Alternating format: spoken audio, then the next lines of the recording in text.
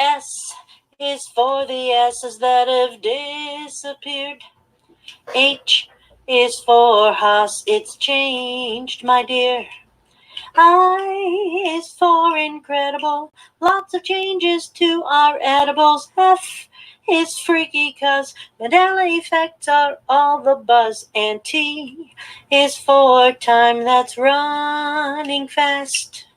Y is for your memories, hope they last. If it's not a fun day, won't you join me Shifty Sunday? Shifty Sunday for Emmys. Shifty Sunday, if you please.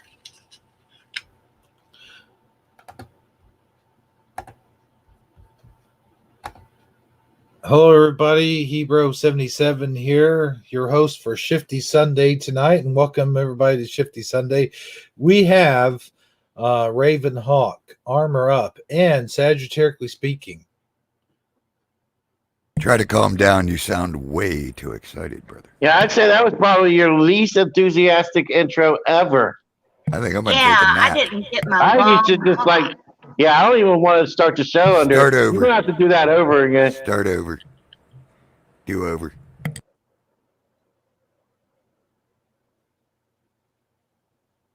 And then he just leaves us hanging.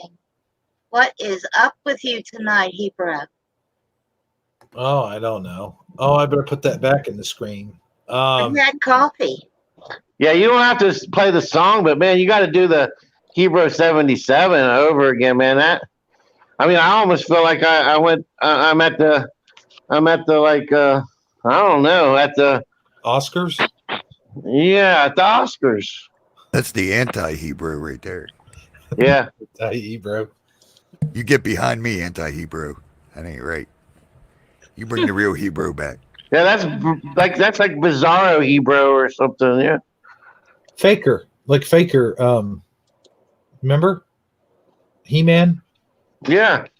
Yeah, like can you try it again one more time? Yeah, I can give it another shot.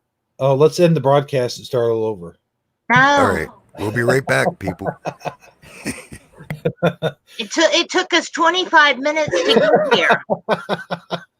I knew he's good. All right, hang on. I think closer to 35, actually. Yeah. It's getting there. It was supposed to, 8:10 was the starting time. Oh, 8:10, okay. I couldn't live with you messing up the words or, getting your words jumbled or something like that. But that non-enthusiastic version is just not what I signed up for. You didn't sign on for this? That was flatter than a tie. I didn't even get a chance to call. Oh, well, you could do that at least. Call. There we go. It doesn't have the same effect. Oh. Well, I don't know. I'm just not feeling it. You get up in the morning and then you step outside. You know how the rest of the song goes. No. Drag a comb across your head. Do what? No, wait, that's get up, jump out of bed. Never mind, different song. Okay. Now, you jump out in the morning, then you get... Oh, wait, how's that go? You go outside, you take a deep breath, and you get real high, and you say, hey, what's going on?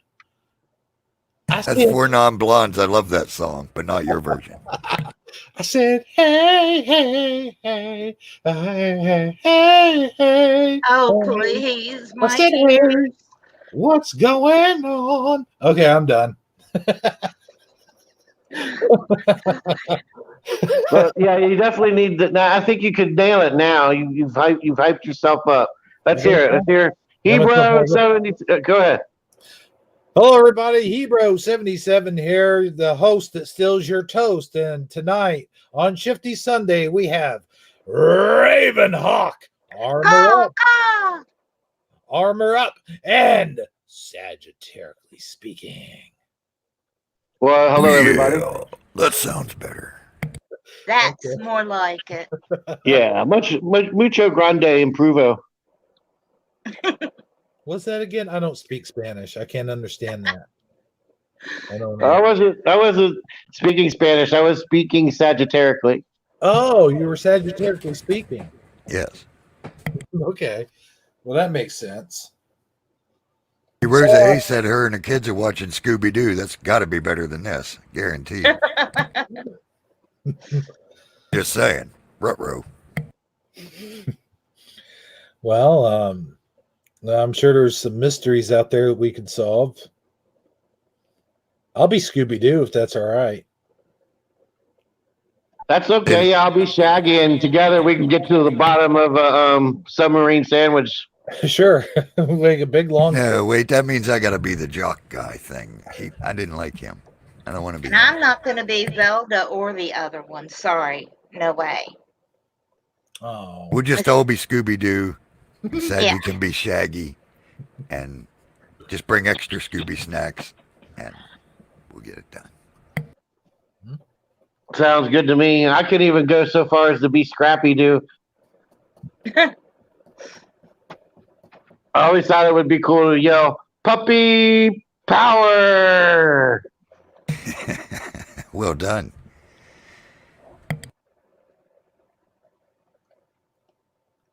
I do have the Mystery Machine, Rosa A. And by the way, welcome, Rosa A. Welcome, Lorraine Lamore. And I think Michael Fontaine was here. You say Michael Fontaine? Michael Fontaine. I'm sorry, wait a minute. And then you added the little squeaky at the end. That was cool. That's what I was laughing about. Told you, the dog won't take no for an answer. When it's playtime, it's playtime. It's a pup. Yay, Michael's still here. Oh, he is? Yeah. Oh, hey, by the way, Michael Fontaine, I would like to thank you for sharing that Mandela effect, or not the Mandela effect, but the residue for those Kit Kat bars. That was awesome. Yes, it was. Yeah. Yeah, and it was awesome of you to take it, Hebrew. Get it? Oh, take it. Yeah. You know, take it. I've never even seen those before. But then again, I don't really cruise the candy aisle when I go to Aldi. Yeah, who are you trying to kid? Yourself or us? No, seriously. Most of the time, I do cruise the chip aisle. I do have a bad habit of that. I cruise the chip aisle. I cruise every aisle and just grab whatever jumps out at me. I skim the aisles because I don't go through the junk food aisles. Oh. My only the only question I have is, if you got caught stealing one of those, could you claim that you were just following directions? Stealing what? One of those take it bars. Good point. You could say, well, I thought they were free. It said take it. I stalk avocados, Rosa A. I am an avocado fiend, just like Dan is. Oh, I hope you ain't as bad as Dan. Did you hear that story last night about his stalking the young child? I told him that's why I got a shotgun. So when my 17-year-old comes home and tells me something like that happened, I'd say, let's go find him, girl. We'll talk to the avocado. Oh, yeah. He's gone too far. He stalked somebody in the store and was going to ask them questions or something. And she gave him the old talk to your hand instead of the face sign. And so he seen her later. She was bent over getting something, and he walked by and he whispered, "I want your ovaries." So I said, "That's too much. That would get you shot in these parts." Oh my gosh. Oh no. Yeah, I'd say that was Dan being diva-fied. He was not happy with the hand to the face. The inner diva in him came out. Yeah, he did not like the talk to the hand from the youngin. You know what grinds my gears is when someone gives you the hand. The talk to the hand sign, I should say. Yeah. That usually mean the argument should be over, but people don't understand and they keep running their mouths. I can't imagine how that could ever possibly be true. Somebody doesn't understand and keeps running their mouth. Yeah. Oh, wait, that happens to me all the time. Rosa says you need to deflect it with Kung Fu. I would have been like, talk to the finger. No, honestly, though, I mean, there's nicer ways of doing that. I mean, you could say, excuse me, I don't know you. I don't want to talk to you right now or whatever. I mean, you don't have to like be rude. Yeah. I mean, well, so you never know what kind of day that particular individual may be having. This, you might be coming up right at the same time that them and I don't know, they just got evicted, lost their job, and their puppy died. And now here you come wanting to talk about some Haas avocados. I would say, well, I'd say just the fact that she's a 17-year-old young lady in today's society, she's probably had middle-aged men like that hitting on her all day and was probably like, oh, no, not another one. I just wanted some avocados. right. Yeah. But I look at things a little differently. Yeah, that's true. Yeah, you do have to take that in consideration. But how did he know she was 17? She told him? I don't know. Maybe he's just guessing. I didn't ask. Huh. Like, what did he do? Ask for her ID first? Maybe that's why he got the hand. Just saying. Excuse me, I want to talk to you about avocados, but before I do that, can I see your ID, please? But with all that being said, much love to Dan. We're not here trying to, talk bad about him or anything like that. We all love him, and we have nothing but love for him. Just so anybody who's just tuning in knows, we're not a channel basher like some of those other channels out there who don't even do their laundry right. No, I already told him live. Love Dan. I told him live last night I'd shoot him, so it ain't nothing I didn't already say to him. Oh, man, that's awesome. Dan's the man with the avocados in his hand. I don't want to say something, but this gives me perfect material for my No. Oh. I'm out. I'm telling you. I'm out. I ain't kidding. I think he means the Mandela family videos. Oh, okay. Yeah, no. Hey, Exo Selly and JM popped in the house. Every time I see JM, it reminds me of Charlie Brown's Christmas special. Why? Because it looks like he's got that ghost sheet with the cutout eyes, remember? Am I seeing the avatar wrong? That was Charlie Brown Thanksgiving or Halloween, wasn't it? That wasn't Christmas. Yeah, the Great Pumpkin, Charlie Brown. Yeah, the Great Pumpkin. Well, yeah, that's what I meant.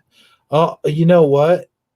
Now that I closer, it kind of reminds me of E.T. Where E.T. was it E.T. that was it was the little girl that was dressed like a ghost, wasn't it? No, it was E.T. Oh yeah. It looks like Mr. It to me. Oh yeah, Cousin It. Yeah. Yeah, Cousin It. Yeah, that's right. Yeah, see, he's Cousin It. Yeah. I used to have hair that long back in the day. Now, if you had hair that long, it'd be sticking out of your helmet. Yeah. But no, I was talking about, we can have Dan walking up to random strangers. Hey, I want to talk to you about Haas avocados.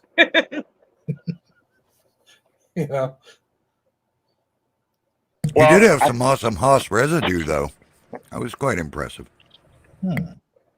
I almost did that in my store the other day because they don't usually advertise what kind of avocados they have. But this time they had Haas avocados and they had it spelled HASS. And I almost went off and I said, no, no, no, no, no, no, no, no, no. We're not going to do this.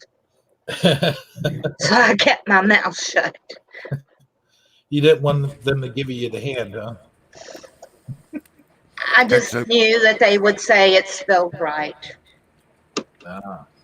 Exo Sally said she'd like to hear her testimonies. Mine's on my site, on my, might be on the Warriors Code channel, actually. One of my channels, I think it's Warrior Code channel. If you look up, if you type in the search just testimony, you should find it. I think it was like 2 parts, maybe. It's just some of my testimony. The other guys, they'll have to answer that for themselves, but mine's up there. No, I'll tell you what. I can see Saji going in the store and he gets the Kraft stovetop stuff, the stuffing, and say, "Hey, I want to talk to you about the stuffing. You know, it no longer says Stouffer's on it. What's the deal with that?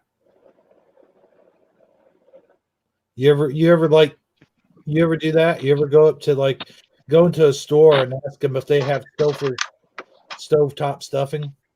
no, I have thought maybe sometime like on a Taco Tuesday, we might call and ask for Mandela, see if they got Kit Kat with a dash or Haas avocados or stovetop stuffing or Captain Crunch. Not Captain Crunch. We want the real Captain. And see how many we can get away with before they eventually hang up on us. Have them go check for it. Maybe That take would be bids. so funny. Yeah, take bids in the chat room. Like, we don't, how many items you think we can get through before we get hung up on? But I have at Thanksgiving time when I'm talking to the relatives or whatever that are hosting Thanksgiving, purposely asking them if they're going to have stovetop stuffing, just to hear them say yeah, and then I'll be like, all right, I can't wait, can't wait to have it, and then so when you show up, ask them if they had a hard time finding Stouffer's. And would you believe most of them just played it off like, yep, well, there wasn't no problem at all. It was right there where it always is. In their mind, they still are buying Stouffer's. I think that's really what happens. Some people if you don't notice the difference, you don't notice the difference. So the fact that it even says Kraft, as long as the box looks the same and tastes the same, it's still the same. But it doesn't taste the same. No, it is slightly different. You're right, but it's close enough that they don't pick up on the difference is what I'm getting at. Yeah. Oh, okay. Yeah, as long as the box tastes the same. Is that what you're saying? The box? Yeah, the box. Yeah. But food really doesn't taste as good now as it used to. It really doesn't. Does anybody notice that, or is it just me? Yeah, I figured it was just old age in my case, though. But yeah, I agree. Nothing tastes really good anymore. I would definitely agree with you as far as processed foods are concerned. And even sometimes like regular foods, like tomatoes to me, like I remember tomatoes growing up, especially the ones, of course, you get out of the garden. But even those now, I mean, it just don't have that same, I don't know how to explain it, that same flavor, but it's even more extreme if you go into, when you get into processed foods, and especially fast foods like Arby's or McDonald's or Burger King. You walk into one of those joints, it's nothing like you remember it from childhood. I mean, I remember going in and getting an Arby's roast beef sandwich, and it like just melting in my mouth and actually being something I looked forward to having, like a beef and cheddar or something like that. Now I take the first bite and I'm like, I'm questioning how hungry I really am and am I going to be able to finish it? Yeah, it's just like cereal, like certain cereals that you used to have when you were a kid. Now I taste those certain cereals, or even cereals I wasn't allowed to have. Like I taste some of those, and I'm like, this just doesn't taste the same, you know? Most of it tastes like cardboard with sugar on top. Hmm. Rosa says, stay away from mystery meat. Yeah, Rosa, I don't like Hellman's in my fridge anymore either, not with that extra L in it. Luckily, I never liked mayonnaise, so Yeah, I only eat Duke's now. It's the only one that even tastes like mayonnaise to me. You know, for the longest time, like I was like you guys, I never liked mayonnaise, but for some reason, but I always liked tartar sauce. And when I was younger, for the longest time, I never realized that tartar sauce was actually just mayonnaise with relish in it. I never knew that till I started. And then when I started working, I think it was Burger King at the time, or maybe it was McDonald's when I first started working there. Uh, they were like, that's tartar sauce you got on. I'm like, yeah, I love tartar sauce. They're like, that's made with mayonnaise, don't you? I'm like, it's made with mayonnaise. Oh man, are you kidding me? Yeah. So, yeah. That's funny. Yeah, I mostly use avocado or hummus these days instead of mayonnaise. I don't use much mayonnaise anymore because I don't like the taste of the vegan mayonnaises. You ever have that concoction that's like sriracha and mayonnaise mixed together? No, I don't like sriracha. Oh, really? Really? Oh man, I love sriracha sauce. I can drink sriracha sauce right out of the bottle. Yeah, sriracha sauce to me, I like it okay, but it reminds me like if I would have just put hot sauce in my ketchup Huh. and stirred it together, then you got sriracha. I don't know. I think it has more of a zing than a zing. I think it's more zingier than ketchup. I think it's more like if you took two hot sauces and you mixed them together with ketchup and oil, then I think you'd have sriracha. Okay, a That tad doesn't bit more sound good. specific, but I'll go with that. That does not sound good. I'm starting to realize oil makes things hotter. It's awesome. Like you put a little bit of olive oil on something and then put your hot sauce on it, and it intensifies the hot sauce. Okay. All right, if you say so. I never tried it, so maybe I will, and I'll get back to you on that. Oh yeah, well it's that saying that oil and hot sauce don't mix. Well, it No, it's oil and water. wait a minute, what? Oil and water doesn't mix. Are you kidding me? No.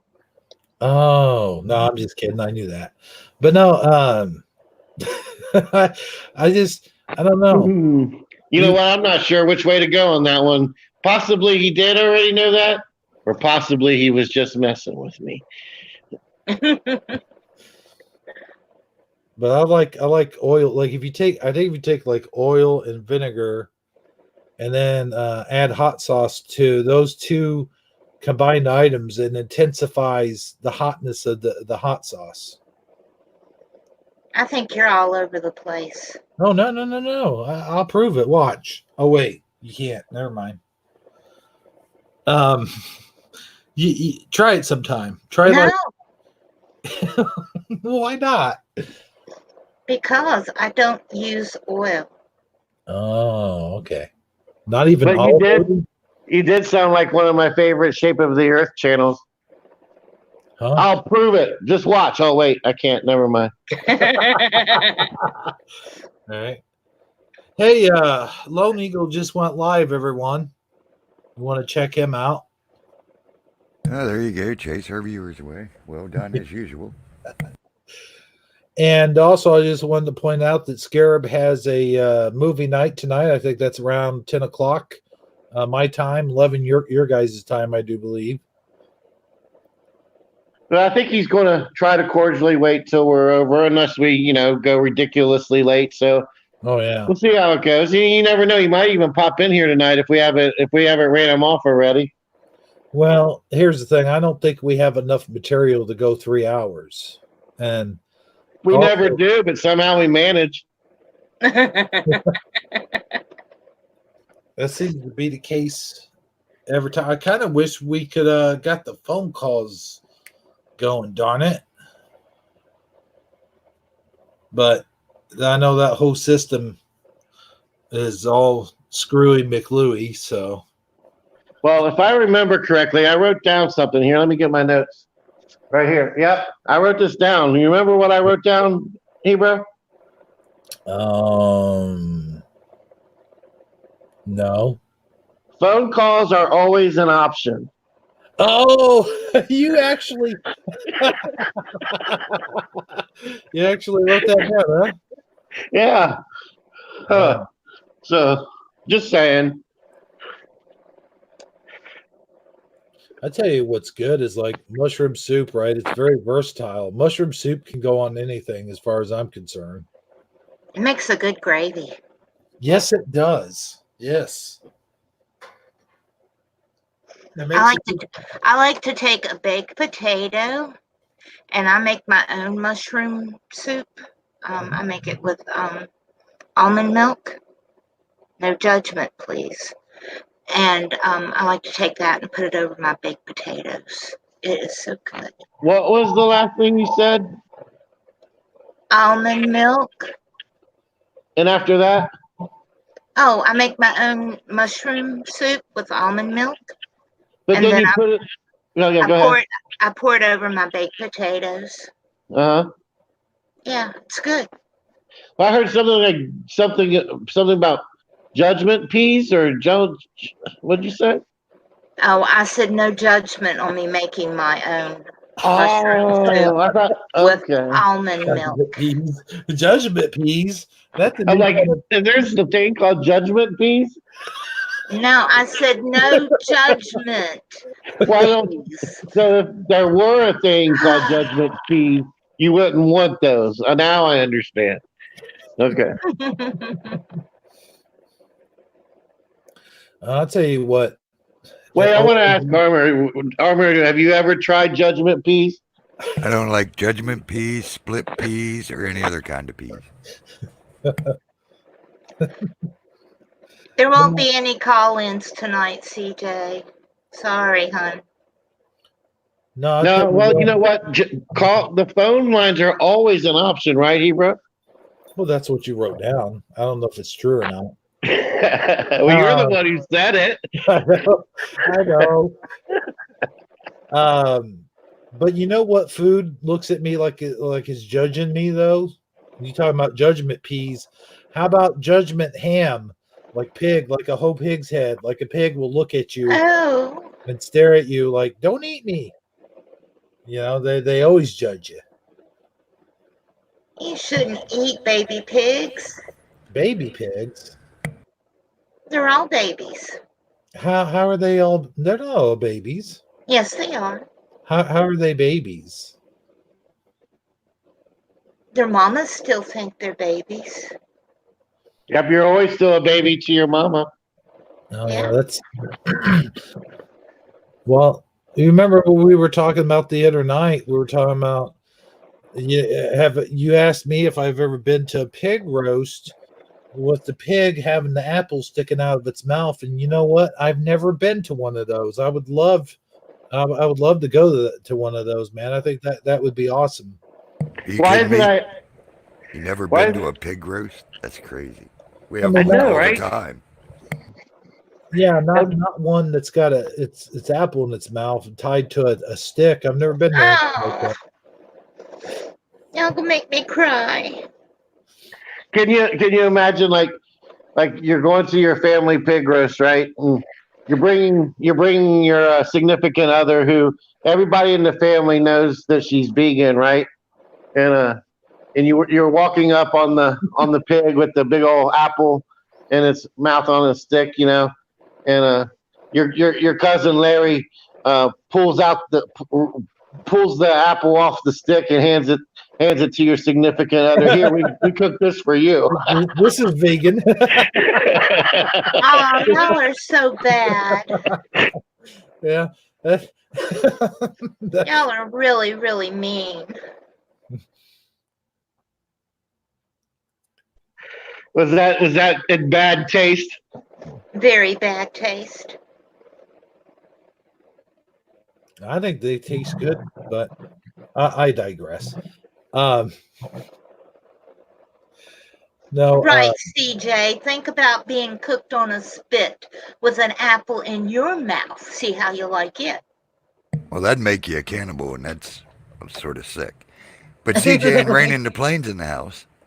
Good to see him. JM said he had a good Mandela story for you if you'd had the phone lines open. Oh, dang it. Well, good thing they're always an option, huh? Yeah.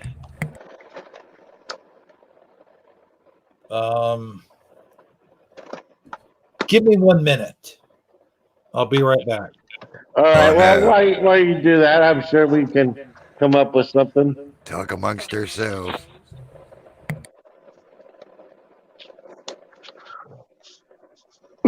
Excuse me, Good guys. thing- Sorry. Good thing we aren't animals. You got that right, Exo Silly.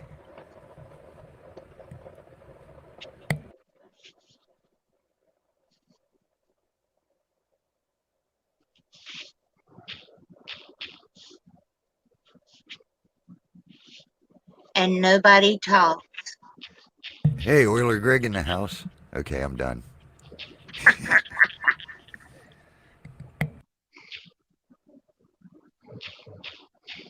Yeah, So Rose, I got a little pumped up last night. Yes, it was. I didn't go to bed till 4:30 in the morning.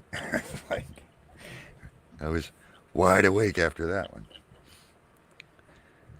Welcome to Coffee Talk. I don't know, CJ. I haven't checked the news. I don't check the news on weekends.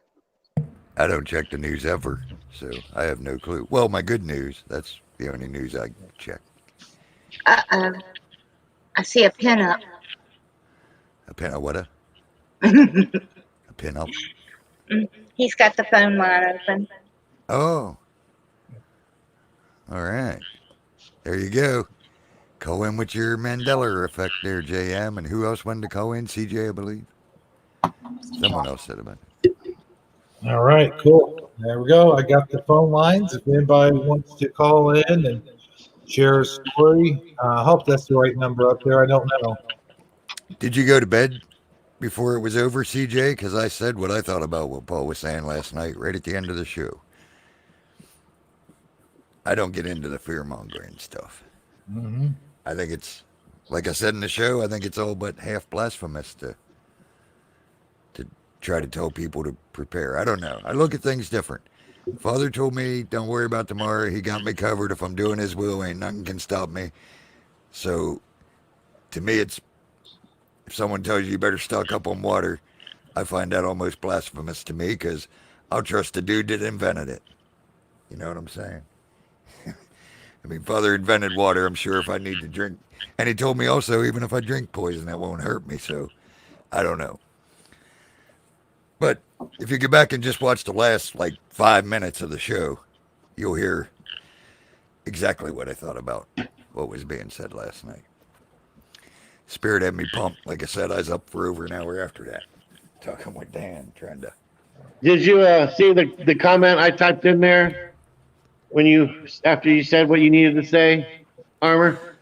I was trying to watch the chat, but I don't know if I seen it or not. I seen a bunch of highlighted armor ups, but I didn't realize didn't read what they all said. Well, from what I saw, everybody had your back and totally was happy to hear you say what you needed to say, and you had full support of the chat room. And the comment I left was, I said I could always count on Armor keep the compass pointing true north, no matter how hard magnetic north tries to pull on it. Because it seems like you got all these people trying to convince you. And this particular guy, I don't know him. I haven't been in the community long enough to know who he is, and I apologize for that. I mean, but what I'm getting ready to say don't really just apply to him in particular anyway. It just seems you got so many people who like to try to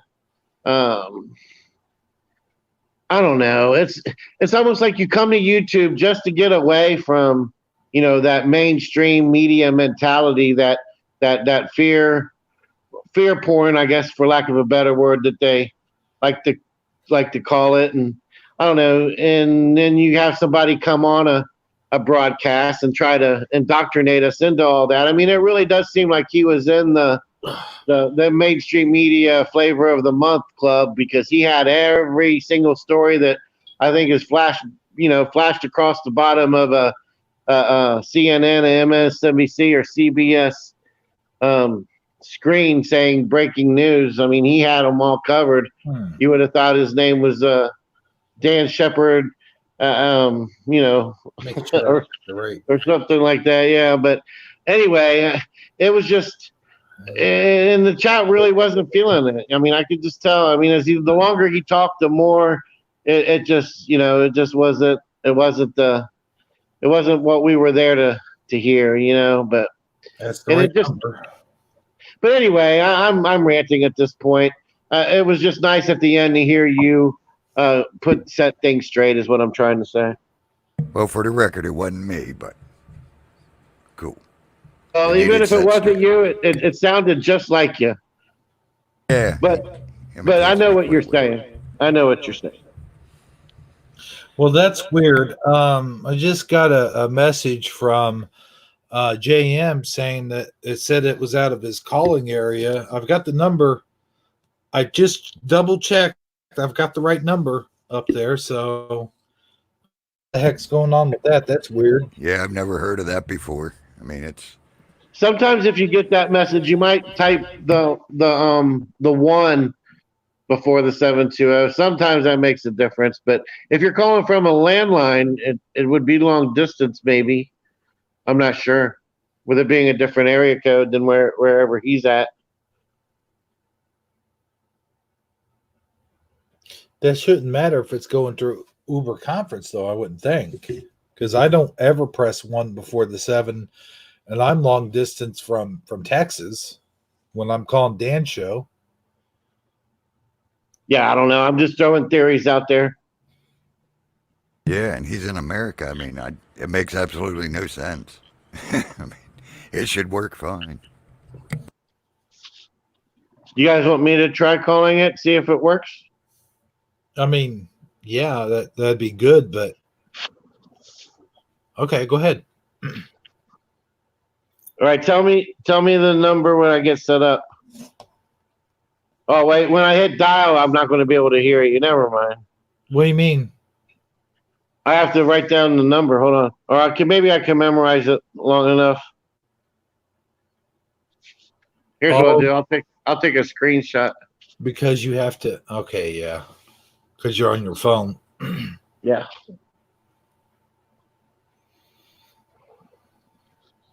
It should be working. I don't know what.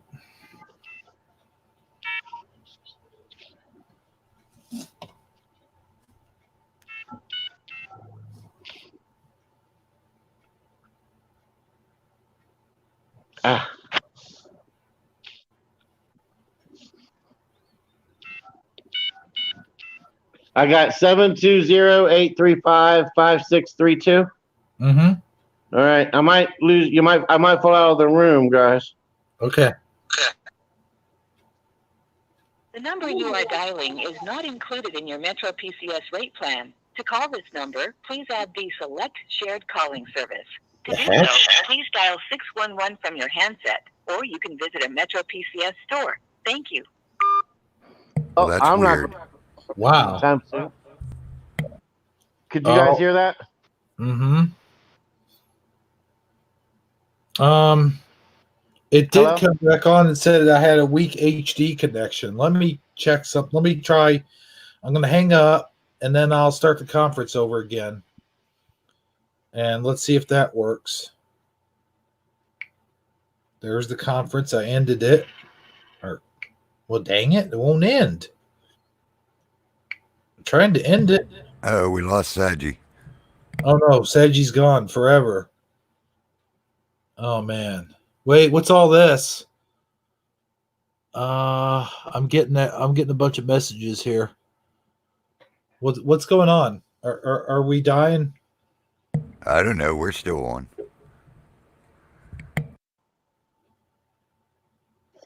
I'm still here. Well, I'm trying to get everything set up. I got a bunch of messages here, though. Missed voice call. How did that happen? Oh, there he is. Let me let him back in. I heard the knock. There we go. Yeah, that was me. I accidentally hit the old fashioned way coming back in when I was trying to come back in.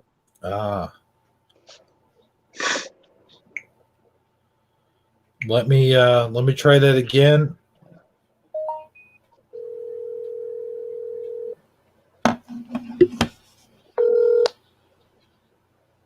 This free conference call is provided by Uber Conference.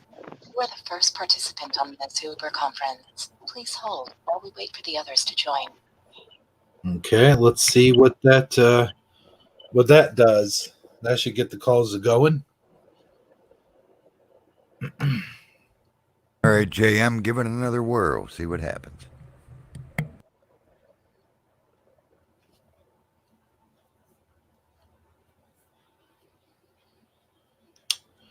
Michael Fontaine.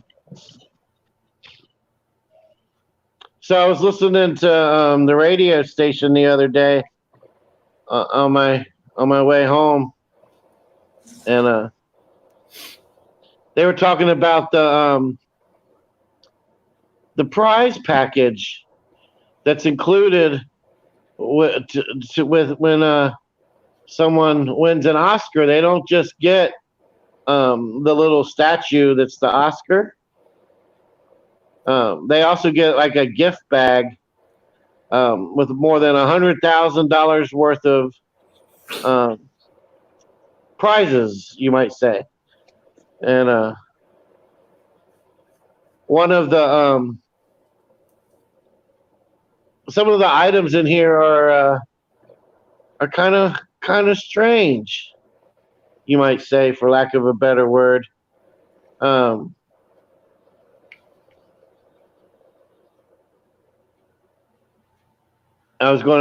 sitting here trying to look at the list now. I mean, a lot of them are just your normal everyday stuff like beauty supplies, chocolates, but some of them are kind of auspicious, to say the least. For instance, a DNA testing kit. And I was thinking, well, why would a celebrity need a DNA testing kit? And I'm thinking, well, maybe it's because of all the people who are going to, long lost people are going to try to say that they're all of a sudden related to you. Well, let's test your DNA and find out if you really are my long lost child. Well, they're trying to get all of us on all of our DNA on record. Oh yeah, for sure. And another one is the world's first silent wearable breast pump. Like, I don't know how much Leonardo DiCaprio needs one of those, but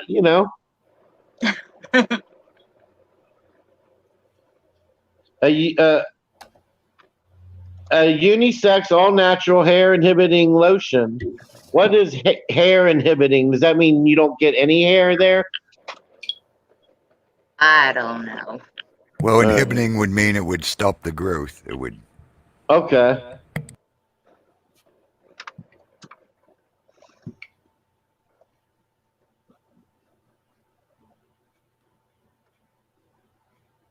And then shortly after that is Avita Hair Growth Products.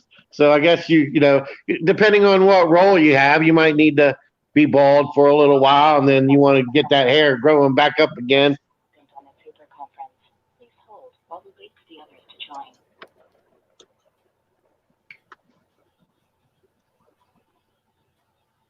But anyway, the way they presented it on the talk show, they had a lot of fun with it. But I don't know that it's necessarily something I could go through the whole list and talk about. But I just remembered a couple of them standing out, especially the whole DNA testing kit. I thought that was kind of odd. Yeah. Yeah, they get a lot of odd things in their goodie bag. Speaking of which, I've got the I restarted a whole new conference call, and I think this time it will come in a lot better than the other one. You see, I had it set for HD call. Now I got it set for carrier call. So I got it on. It's going.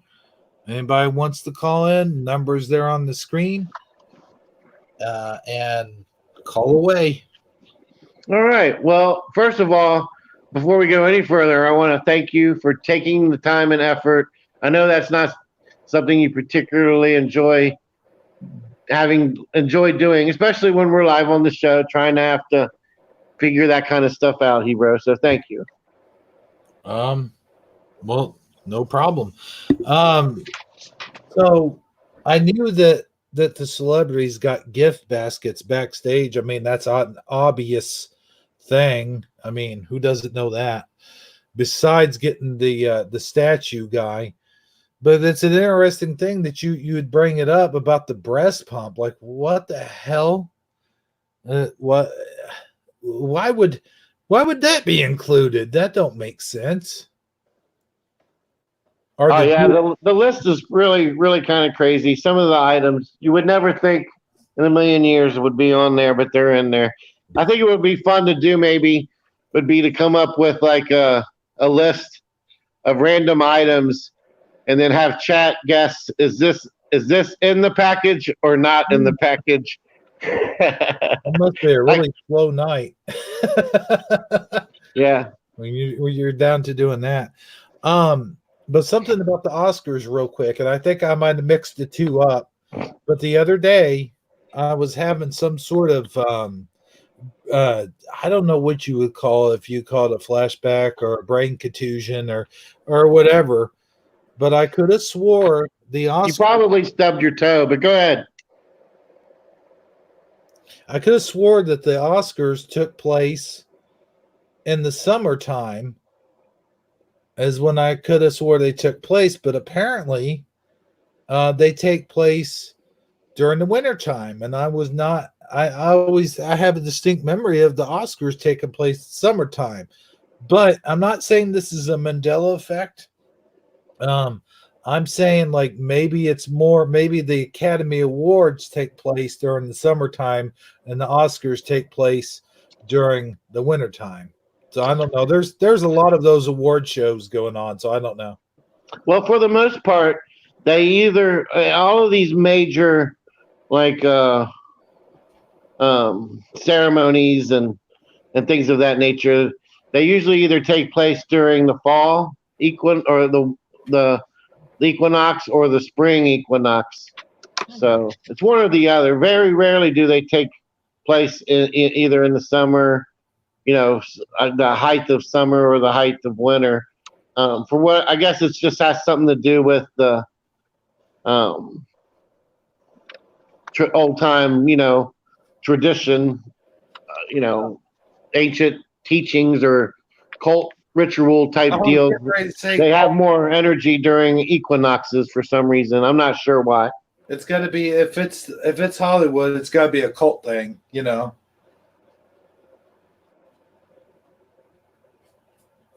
But yeah, that's usually when they take place. I think the Academy Awards is the fall equinox, and then Oscars are the you know, I'm not sure. I that would be worth looking into. Maybe I'll I'll check into that and I'll get back to you on it. Yeah, that sounds good. Uh, no, I gotta tell you, another thing. My wife told me this because I don't watch those shows. I don't follow them. I don't give a shit about them. But my wife told me that they actually missed people who had died recently. Like they missed all the people that died last year. Like they didn't get them all. Like I'm not 100% sure if that's just because some of them might have died in January or whatever, or what the deal is. But I think that's kind of shameful if they actually did it on purpose, like they were. Um, Especially if you got like a script in front of you, or not a script, but you know what I mean, like a teleprompter type thing in front of you, and they missed all of those actors and actresses that have passed on. That's weird. Yeah, it's hard to say. I mean, it would kind of suck to feel like you weren't significant enough to get mentioned. Had you been even a pseudo celebrity. So yeah, I don't know.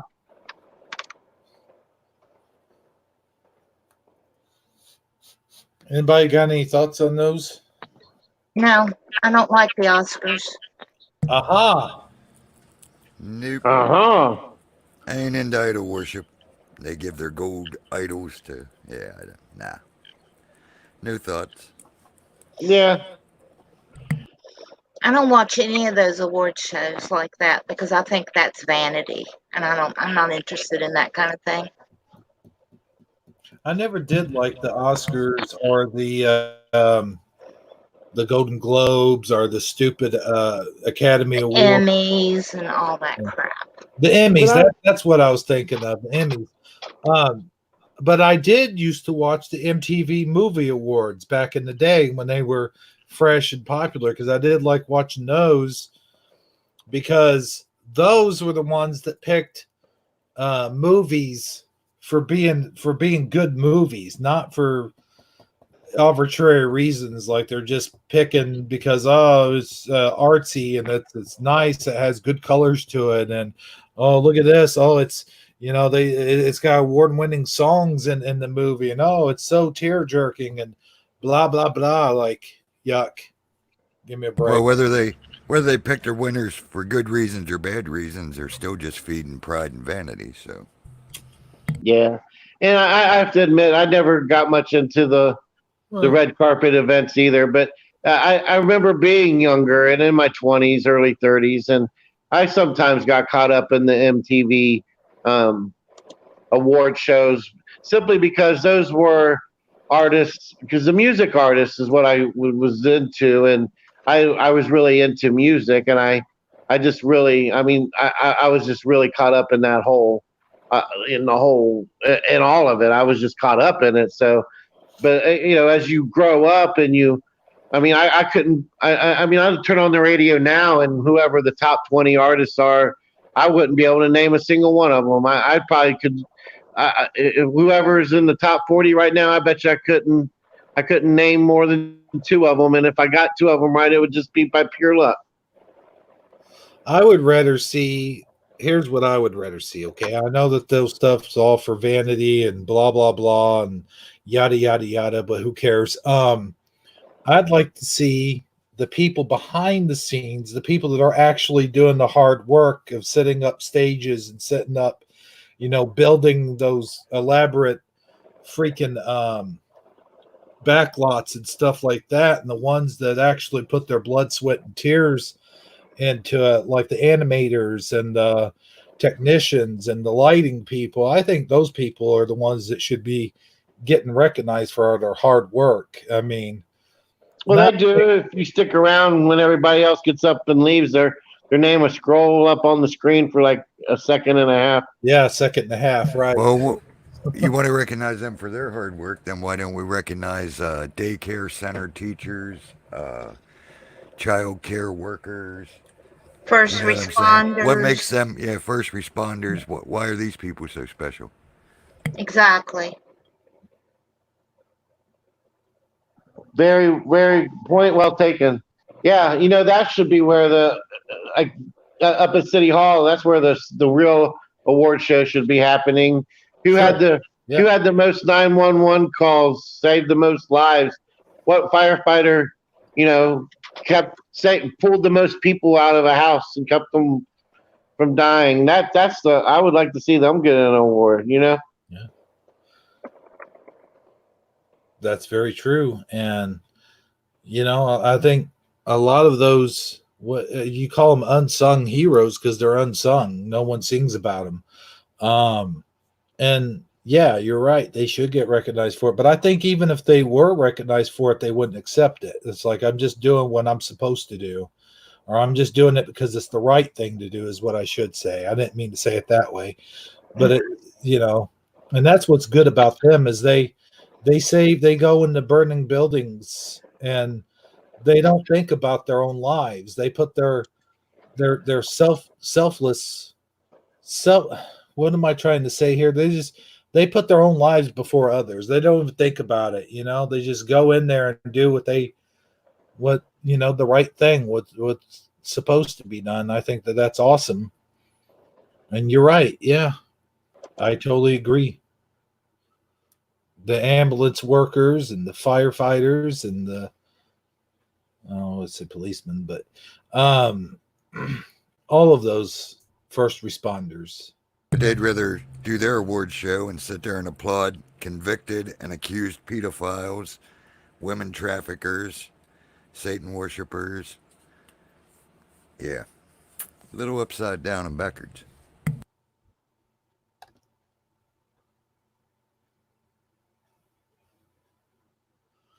That raises a good point.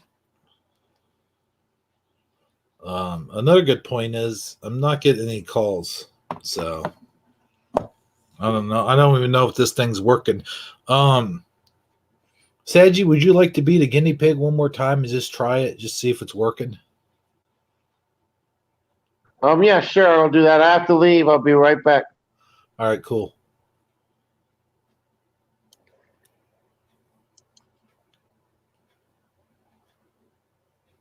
But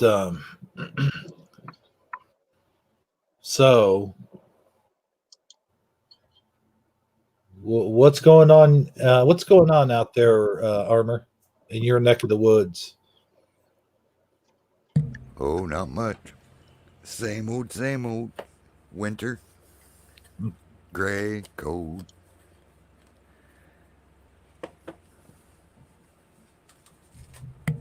Well, I'll tell you what, man.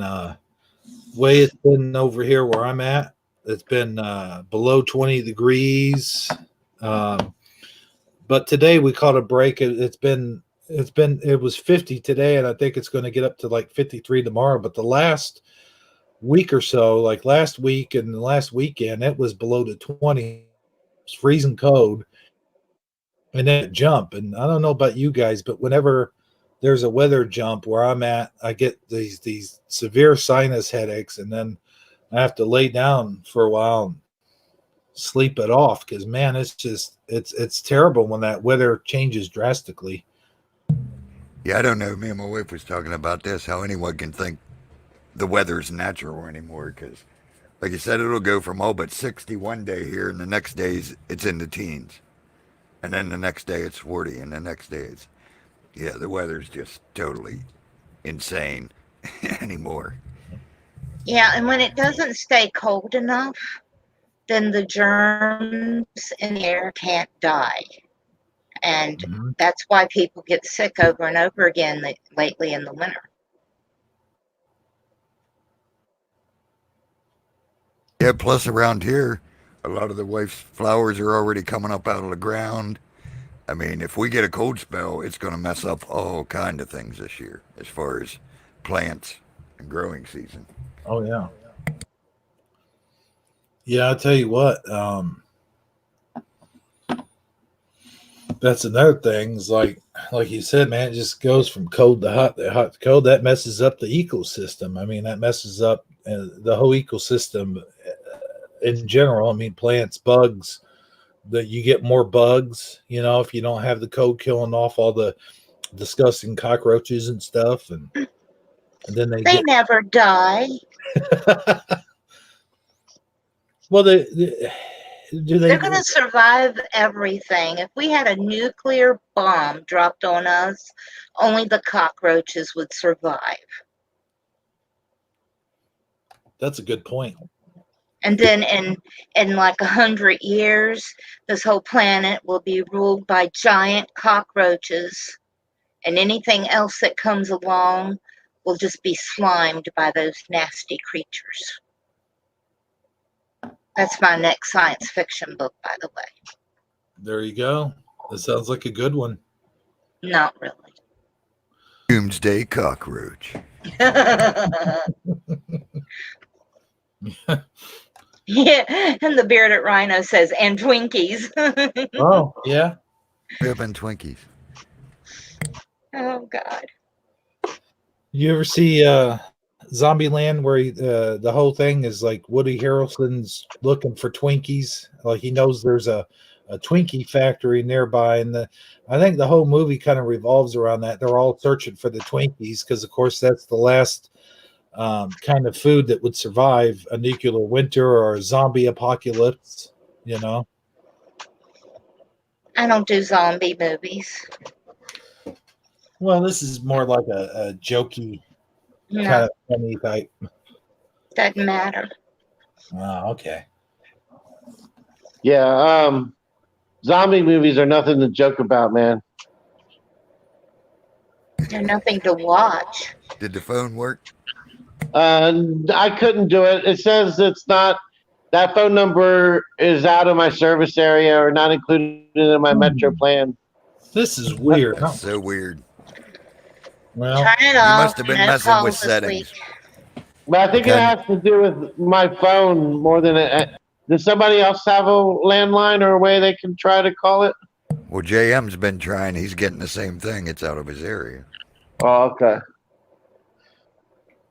well, Yeah, maybe you haven't renewed You your.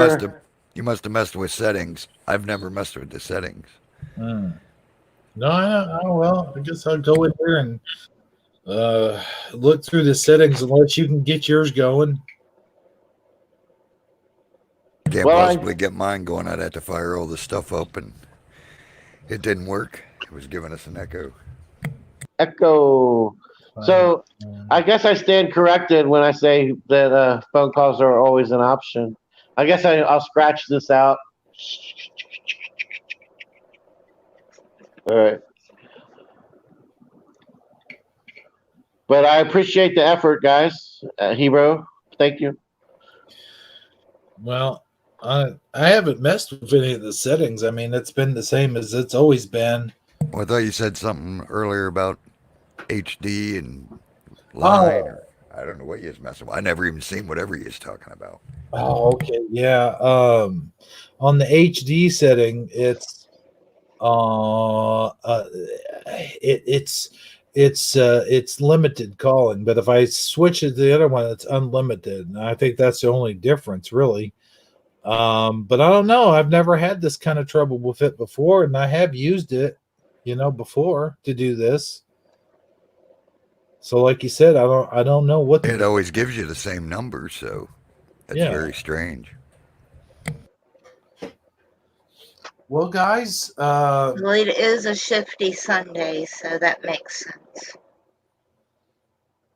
I believe you have some good news for us, Mr. Armour. Yeah, I got some good news up there. Let me see. Let me get my screen share and get a drink. Let's see. I could send Jay him the link. He can just come in here and tell us. All right, I guess we'll start with. Since it was Valentine's Day, we'll start with this one. Let me know when you're sharing. Wait a minute. Why is there two Sagittarius speakings? I don't know. Oh, never mind. Okay, I'm sharing now. All right, man's been delivering hundreds of roses to widows, military wives, and single women on Valentine's Day. Valentine's Day may be the day of romance for some, but for others it might be a reminder of loneliness. That's why 29-year-old Seth Stewart has spent the last 8 years making sure local widows, single women, and military spouses in Spokane, Washington are not forgotten during the holiday. Every morning on Valentine's Day, Stuart and his brothers deliver single red roses to homes of women who have lost their spouses or had their significant others deployed overseas. Stuart keeps a list of all the women and mothers in his area who he delivers to every year. In the weeks leading up to the holiday, Stuart asks Facebook readers to send him the additional names of women who might need a pick-me-up so he can add them to the list. Stuart says that he and his brothers generally deliver between 400 to 500 free roses every year with the help of a delivery driving team. But this year, they are delivering 700 roses to women across the region. They're also hoping to deliver many more roses in the years to come, especially after witnessing the emotional impact that it has had on the recipients. Every single year we do this, there are always 1 or 2 women who break down sobbing because it means so much to them, Stuart told CNN. If you would like to nominate someone to receive a rose next Valentine's Day, you can send Stuart a message via his Rose Rush Facebook page. And there's a picture of the rose delivery crew from 2020. Wow, that is so great. All right, now let me see, get the next one up.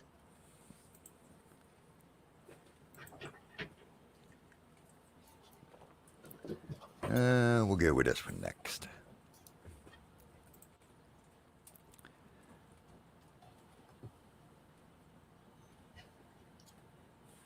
Let me know when you're sharing. All right, you're up there. All right, orchestra allows deaf people to hear Beethoven through touch, much like he did. I hope I don't butcher this name too bad. Zuzana Fodi of Hungary was declared deaf at 8 months old due to a meningitis infection. Now at age 67, with her hands placed gently on a musician's double bass while sitting among the performers of the Danube Symphony Orchestra in Budapest, she's been able to enjoy Beethoven's famous Fifth Symphony in a way quite similar to the very man who composed it. When I sat next to the musician who played the bass today, I started crying, she told Reuters. My father also had a double bass, and I did not have a hearing aid. I always put my ear on the bass and he played to me, she added. This was the first in a series of spring performances being planned by the orchestra's conductor for people with hearing impairments, bringing music to those who might not otherwise have access to it. The performers are positioned in a way that allows the audience members with the most severe hearing impairments to sit among them, either placing their hands on the instruments to feel the vibrations, or holding a red balloon, which gathers vibrations from multiple instruments, conveying them through the fingertips. Conductor Mate Hemery said the idea was to connect the maestro's music with those who were most capable of sympathizing with Beethoven, who famously composed his iconic Ninth Symphony when he was totally deaf in later years. Beethoven's hearing became gradually more and more impaired over his life, and from 1804 to 1808, when he wrote the Fifth Symphony, it was already very difficult for him to hear. As it became worse and worse, he started composing music on his piano so he could feel the vibrations through the keys. One of the audience members, with their own hearing problems, remarked about the stringed instruments producing a very tactile vibration, so it was not a coincidence that he wrote this kind of music. Now, there is a 7-minute video here, if you guys want to watch it. Yay, nay, hello? Yeah, I'm fine with it. I mean, are we going to get to hear some piano playing or some symphony, I guess? Yeah. I'm up with that. All right, good. That'll give me a chance to get a drink. So here we go. Let me know, make sure you can hear it.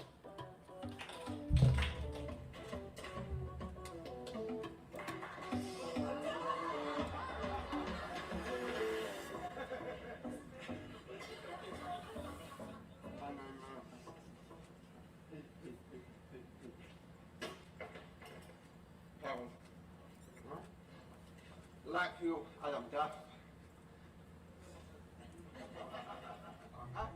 I was born deaf.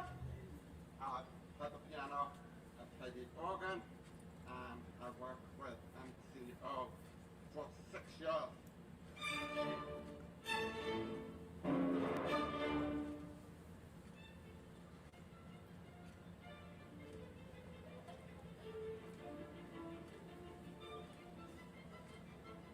Beethoven was deaf, wasn't he? Yeah, Beethoven was deaf, but there's a big difference. I was born deaf, so I have never heard properly, whereas Beethoven didn't lose his hearing until he was in his late teens, and then he was fully deaf by his mid to late 20s. So he had the memory of music. He knew how to play, he knew the technicalities of different instruments, he knew how to compose.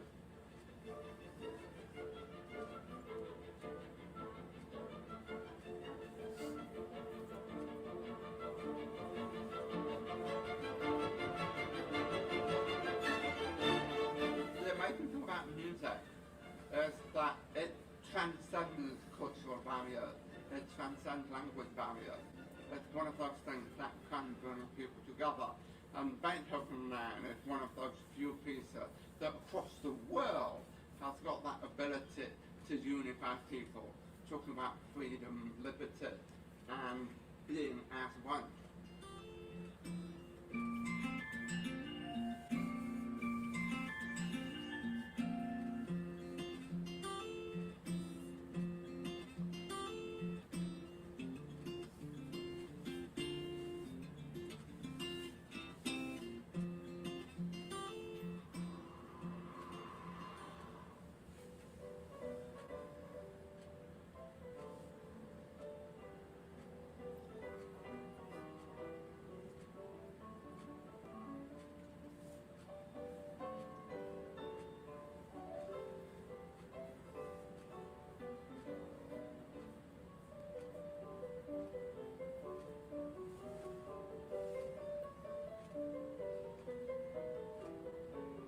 When I press a key down on the piano, the hammer hits the string and the vibration travels back up your arm, and every note feels different. I know that that note is that one there in the music, that one is that one there. So it's very easy to relate what I see to what I feel and to what I do.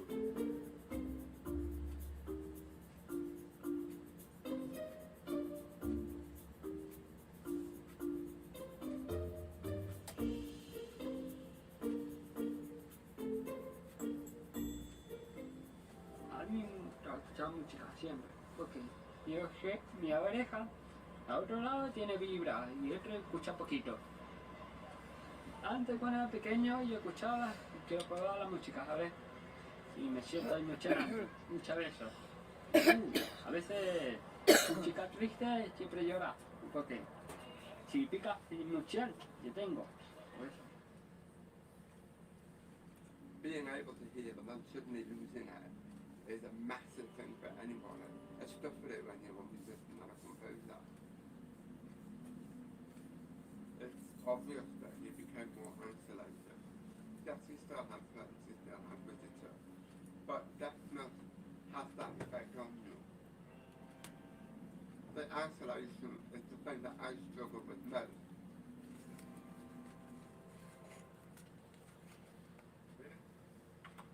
Ali.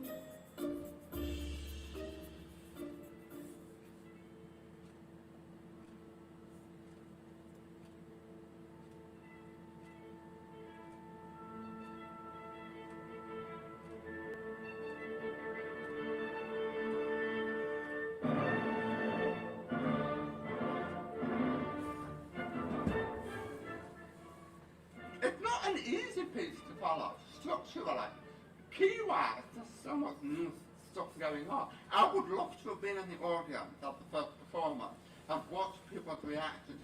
We've never had anything like this before. There's a symphony, there's a choir, there's a solo. What is this Beethoven guy doing?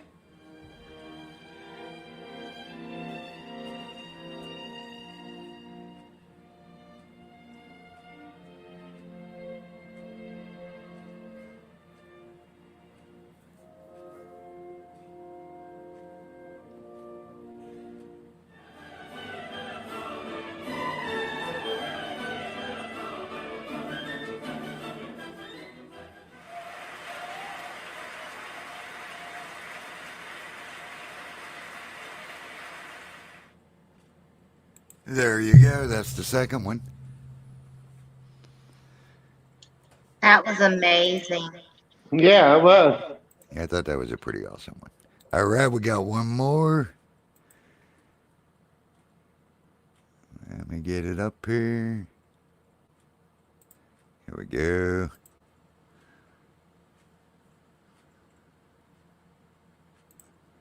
Let me know when you're sharing. Sharon, brother. Oh, let me get back to the top. After 12 years of waving to students from her window, watch her reaction to 400 kids saying goodbye.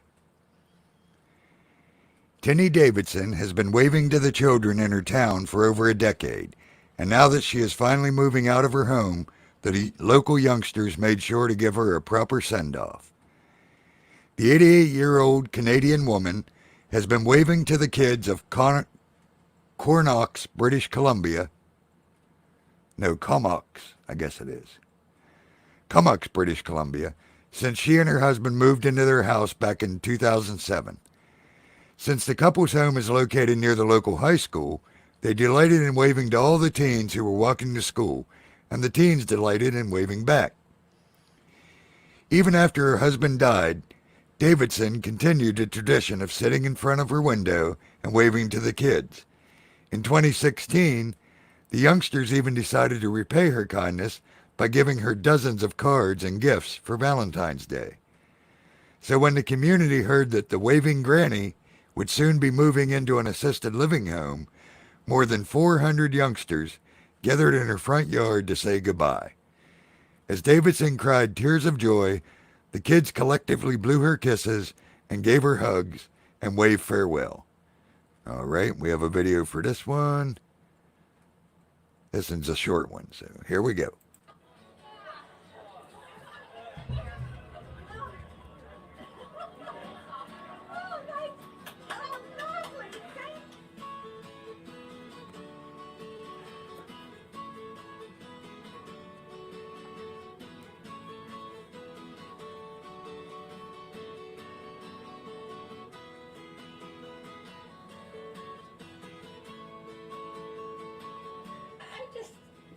Like the look of the children, and they all looked in, and I thought, well, if they're looking in.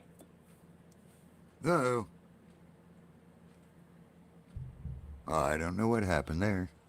Let me try a refresh.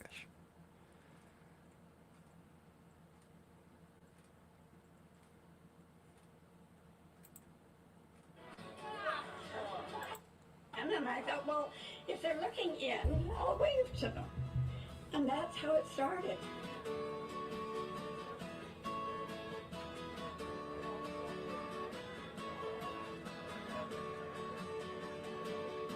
I was shocked again that there's so many kids that want to say goodbye to me. And that's your good news for the week. That was awesome. That was really good news. Hey, that's what we like. Usually, what's more usually the case is there's some grumpy old guy yelling at kids to stay off of his lawn and don't be walking on his grass and stay off of my property. And he's and then the way the story would go is they finally hear he's moving. They all show up to give him one final flip off before he leaves. But no, this is quite the opposite, which is awesome.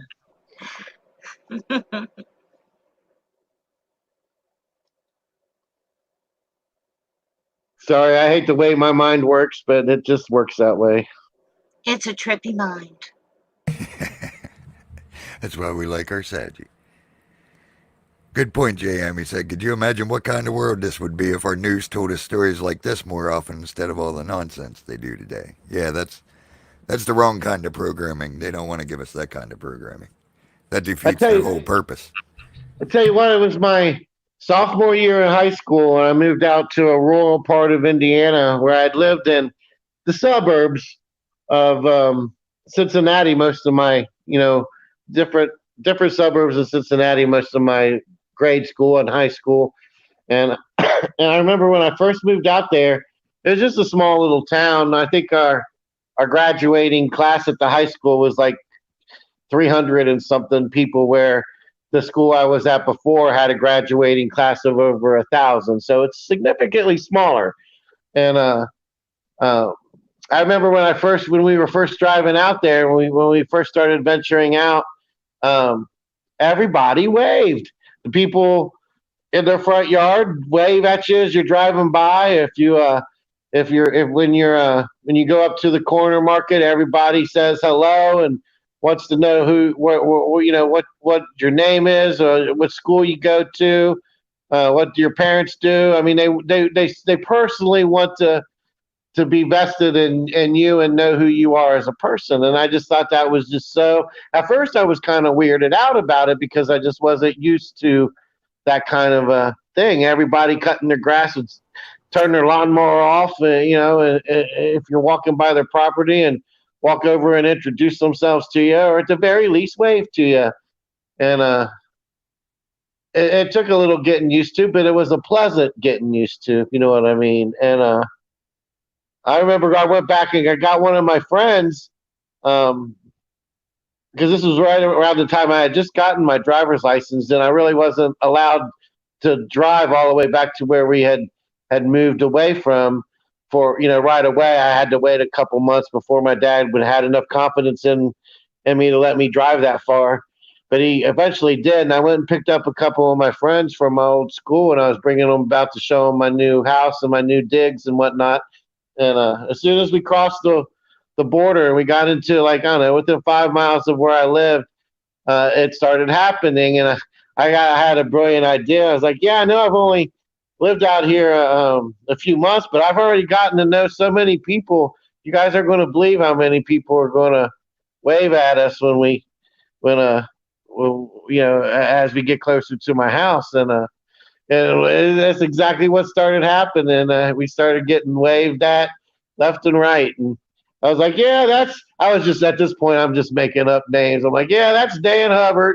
He works on lawnmowers and stuff. And that's Jesse. And they're like, I can't believe you know everybody already. It was just so funny. I had a good time with it. But it is funny how different a small town can be from a city environment. That's for sure. Yeah, absolutely.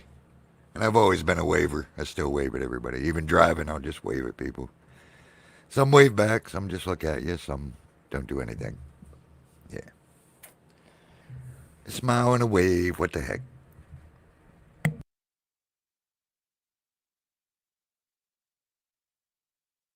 You still here, Hebrew? Did we lose you? He's probably making a pizza. Yeah, he went and used this opportunity to go cook something, probably. Here's the thing, real quick, and then I gotta get the Dustbusters suck up all my popcorn leavings. I remember being a little kid when we were little kids in the neighborhood and running up and down the sidewalk, which was next to a street, like a major street where truckers go by all the time. And we'd go by, and we always had to do the honk signal. You take your arm, you go, meh, meh, you do that, you make that motion. Like, we used to do that to truckers all the time, man. And it was so awesome when they'd honk back. You felt like you were someone special, Yeah, that tradition's never died. Kids still do that. Yeah, I did that when I was a kid. Yeah, even when I was driving the box truck, just like last year, kids still would do that. And I'd beep the horn. It's like, yep. Well, that's cool. I didn't think anybody even cared about that stuff anymore. So that's at least that's cool to hear that still goes on to this day. Yeah, it sort of flipped me out the first time I see the kid doing it. I was like, wow, still a thing. Yeah. Cool. Yeah, I remember showing that to my daughter one time. We were going on a road trip to give her something to do, try to get the truckers to honk their horn or whatever. And the first couple of times she tried it and it worked, she got so excited. But then it flipped on me because then she started trying to do it to every single trucker. And whenever they wouldn't do it, she gets her feelings hurt so bad she'd start crying in the back seat. So it kind of flipped on me. It turned into what I thought was going to be a positive, almost became a negative. You know what I mean? I don't know why she was so sensitive, but when she was about 5 or 6 years old, man, she'd get her feelings hurt so easy. You just look at her wrong, and she thinks that you're making fun of her. By the way you look at her, she'd start crying. You know, she just was so fragile. Yeah, I had a niece that was like that. Like you'd say something to her, you might be joking around or teasing whatever. Oh man, she gets so upset. I mean, you know, you'd have to tell her, hey, no, it's okay. I'm just joking with you, you know. Yeah, some kids are just like that, you know. Hey, Rosa A said it. Her oldest froze his tongue to the school bus wall this week. It was sub-zero. It's a tradition. Ooh. Oh, wow. Yeah, it's funny now that when I look back on it, because she's anything but fragile now. She's sassy and bold, and she I don't know, she's got a really strong, dominant personality. You would have never guessed that something could become that little fragile flower could become such a strong, tree after she grew up. You know what I mean? Oh yeah. Oh man, I just ate a kernel. Okay, I'll tell you what. Hey, Oiler Greg said he's on hold. He is? That's what he said. Oh yeah, I forgot to tell you guys. I got a text message just now saying that I had somebody on there. All right, let me get back to the Uber conference line. All right, if JM's still here and awake, he might want to give it a whirl again. Let me. Seems to be working. Whoa. Okay, let's see here if I can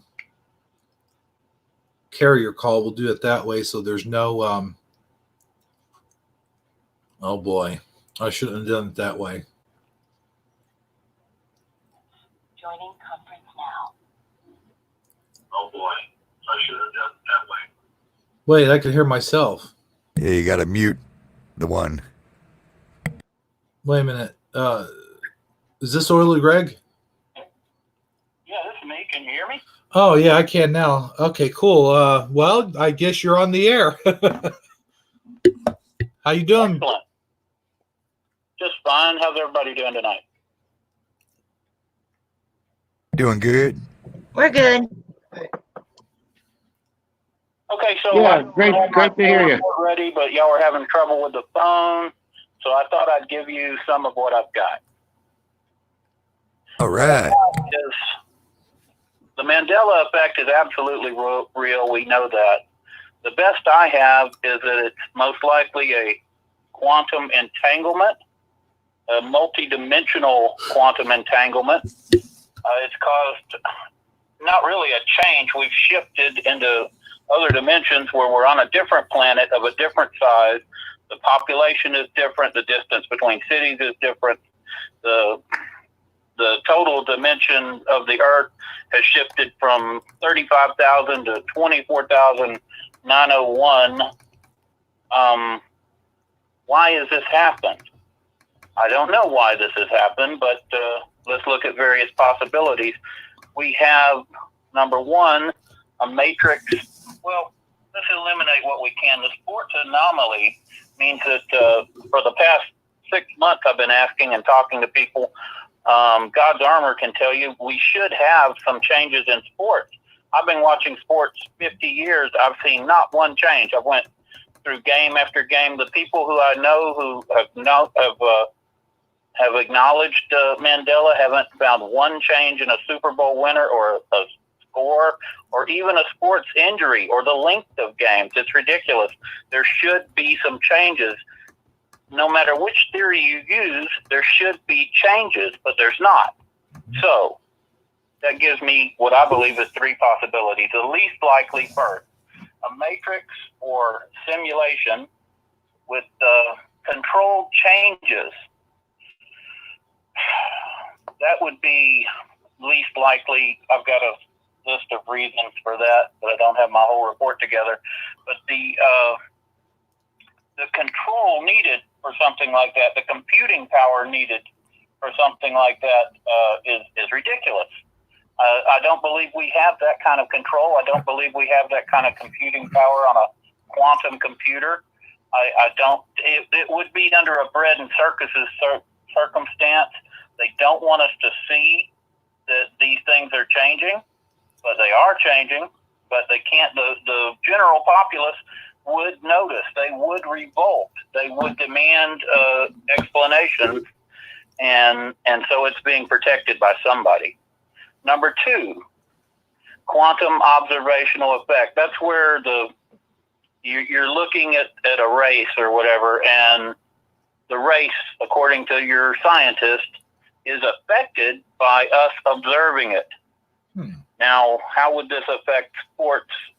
I think that perhaps, in a very low order of possibility, the passion that we bring to sports is preserving the scores, because the passion somehow protects it. Now, here's number three. Here's what I actually think it is. My big answer to everything. The arch of time.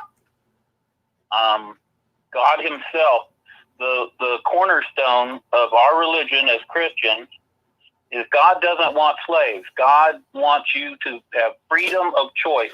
Free will is what I call the arch of time. God doesn't do overt miracles in today's day and age because it would take away our free will. We would obviously see, oh, whoa, look, God just did that, then we got to believe in him.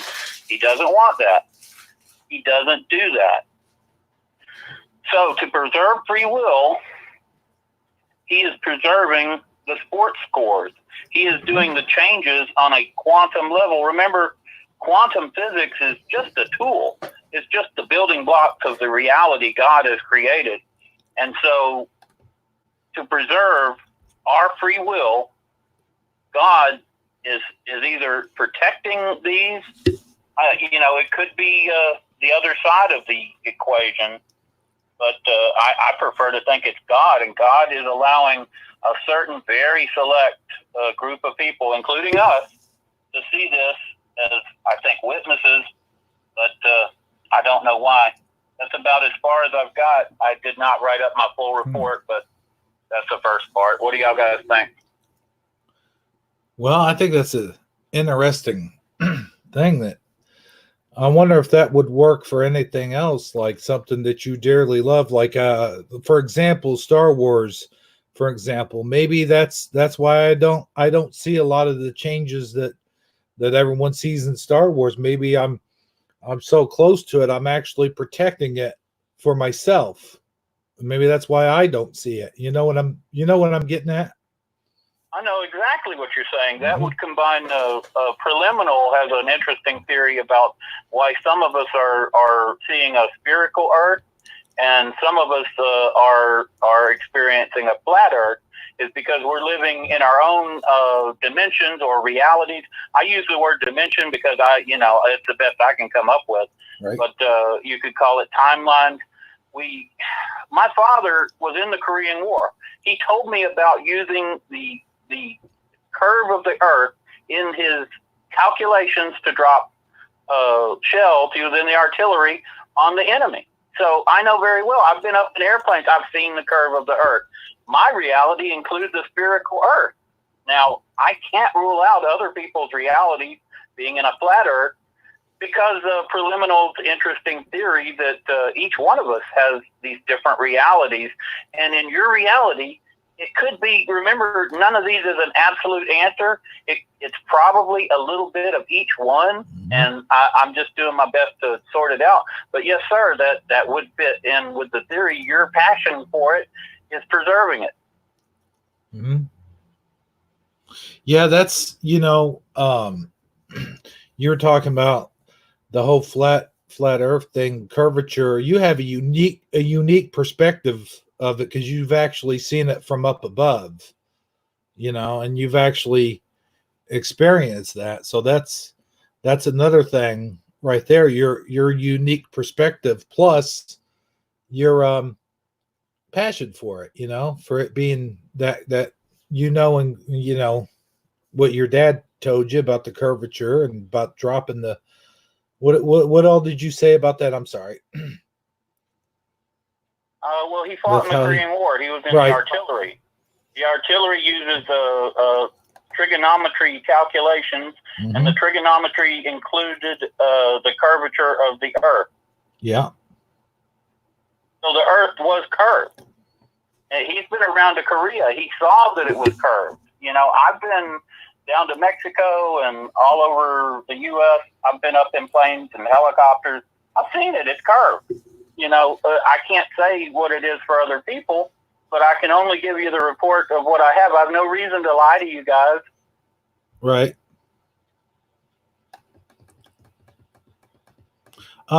Armor, what do you think about all this? You were in the military. Were you ever in the plane? Well, yeah, I flew in lots. Heck, I flew in a C-130 the whole way from Germany back to America. So I've been to Germany. I've been in lots of planes. I honestly can't say if it's curved or not because I didn't care enough to pay attention. You know what I mean? I was looking out the window, but I wasn't really looking for a curve.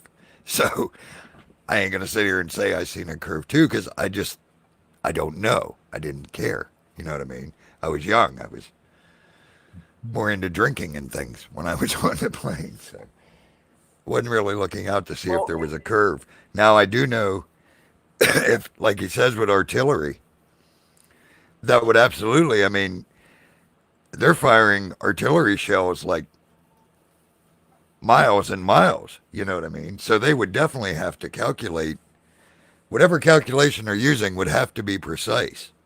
So if they calculated a curvature, then there would have to be a curvature. If not, it would throw everything way off.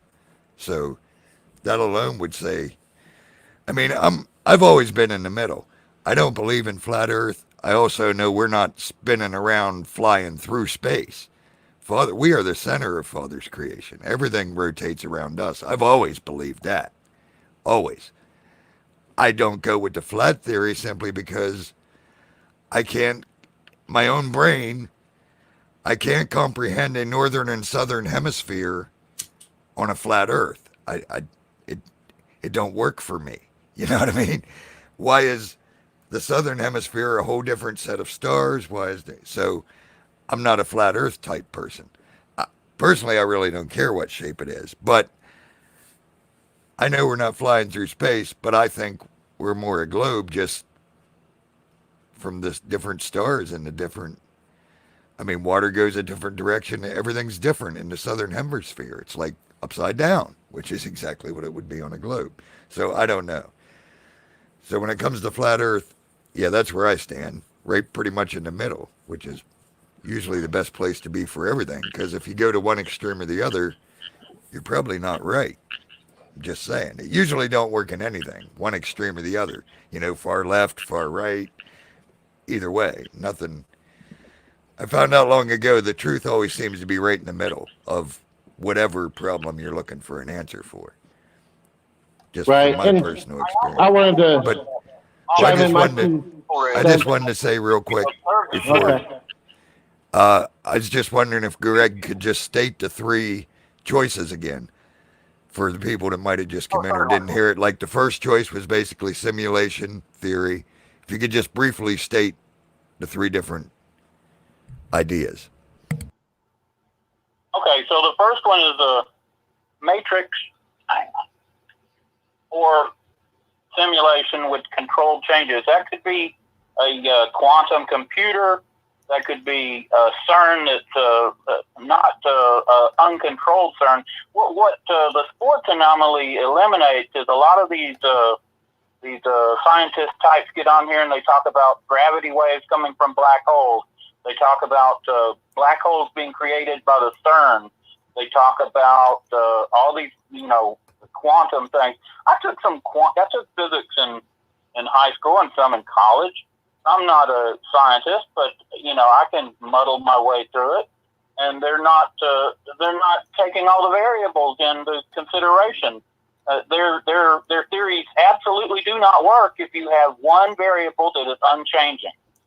So then you have to explain why is that unchanging, and it would have to be that you had some sort of ultimate control, like a matrix-like control. And there's several reasons. One of the reasons I don't believe in the matrix is I happen to be a Christian, and I don't believe God created a matrix.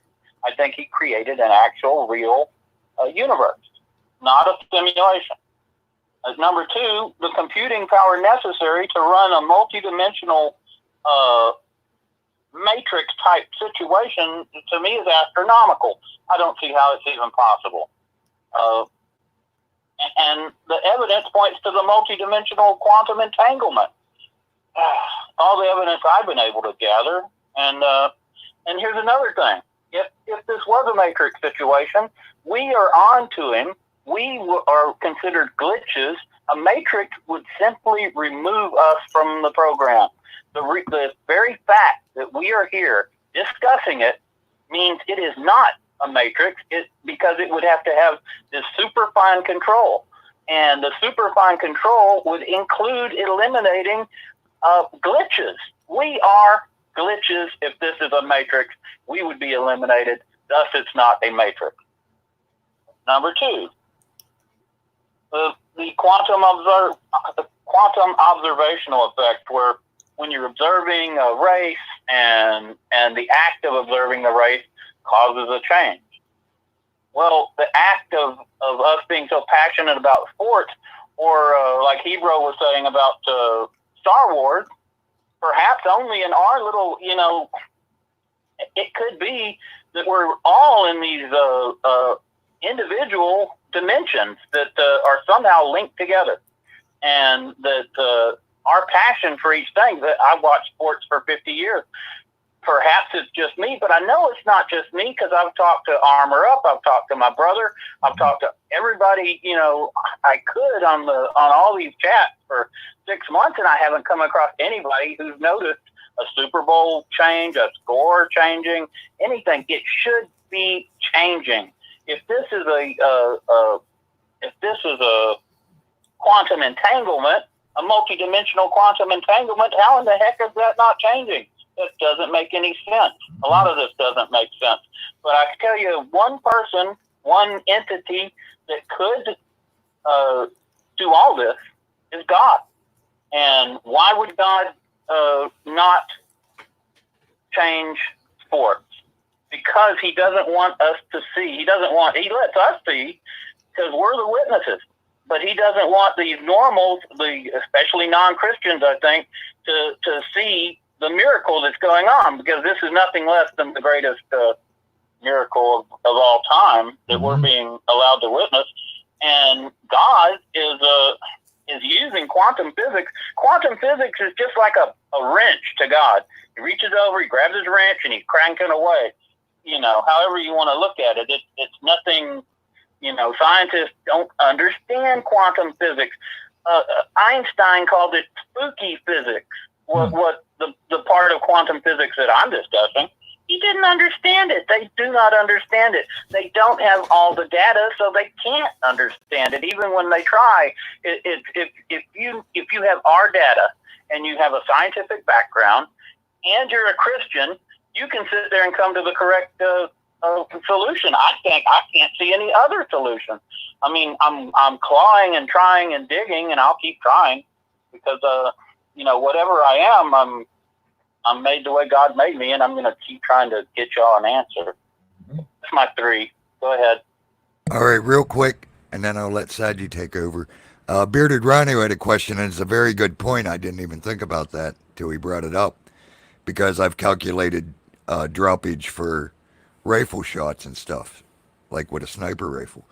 So when you said your father calculated in curvature, did he also calculate droppage, like gravitational drop? You know what I mean? A shell projected droppage. We called it droppage because that would be different than I'm curvature. sure he had to calculate wind, droppage, curvature of the earth. He had a whole equation. Of course, he's long gone, but I wish I could talk to him because Dad could probably solve this. All y'all got is me. I'm doing the best I can. But Well, I do that's remember talking to him about it. And I do remember being out on the oil rigs. And if you watch the ships coming and going, you could see them. You just see the tops of them, and then slowly see a little more and a little more, like they were coming up on a curved surface. If it was flat, you would just see them come straight on. You wouldn't see just the top and then a little more and then a little more. And one point I want to bring up, and then I'm done, Sag. It's all yours. Like Lorraine said, and like I've noticed, there's lots of non-Christians who see the effect. So I don't I mean, I know Father's in control, but, and it's sort of what I got into with Paul last night a little bit, is I don't think we're special just because we can see, or they're not special just because they can. I don't know if, I'm not saying Father didn't choose everyone that's seeing, but I'm not sure I want to put that all on the Father. I don't know why some of us see and some of us don't, but it definitely isn't just Christians that see. There's a whole lot of non-Christians, probably a lot more non-Christians than Christians that can see. So that's sort of a strange thing. But all right, Sadie, I'm done. Go ahead. All right. Well, first of all, I just wanted to say I think it's a great theory. I mean, it's as good as any other theory I've ever heard. And then I guess the point of the theory is you're saying that the sports have been protected simply because there's such a huge passion for them and so many live. I think it might have something to do with the fact that it's being viewed live in real time. There's always, whenever a sports event is happening, there's a lot of viewers viewing it while it's happening, where most other things, you're not watching it live. Most other things that are Mandela affected are not being watched, not only are not being watched with so many viewers live, but with so much passion behind the observation. If you were to ask God's armor if they took away the immaculate reception, does he think Pittsburgh fans would notice that? Well, not only would they notice that, but all the people that were there and physically watched it in the stadium, all the people who watched it live while it was broadcasting, that's just too many. I guess what the word I'm looking for is eyewitnesses. There's too many eyewitnesses in real time while it's happening for it to be able to change. If most of these changes are occurring when nobody's looking, then someone stumbles along and says, "Hey, look, this changed. Didn't this used to be a this? Didn't this used to be a that?" Very rarely do we ever get to actually witness a change, or is there any eyewitnesses to it? And I think that that's one reason why it can't happen in sports, is not only the passion, like you mentioned, but the fact that there's just too many eyewitnesses. And then I don't know. That's just my 2 cents worth on the theory. But I love the theory. I'm not trying to pick it apart or break it down or discombobulate it. You got me thinking, and that's what I came up with. Yeah. But I love the fact that you called in and that you were willing to share it with us. Whatever y'all can come up with, and I'll just keep working on it. I'm gathering data points.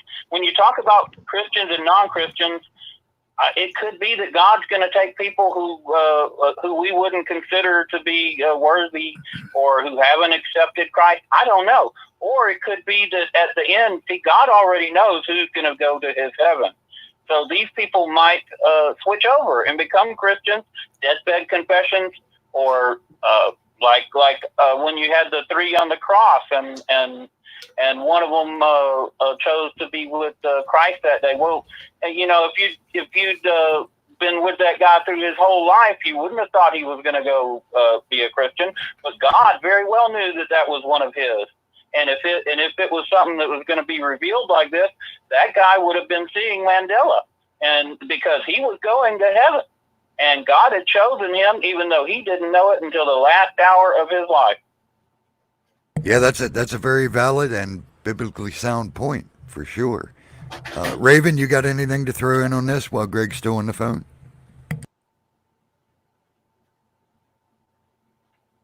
Huh? Raven, Hebrew, either one of you guys got anything while Greg's still on the phone? I'm here. All right, you got anything? Yeah. Not really. I just want to know what's causing it. That's all.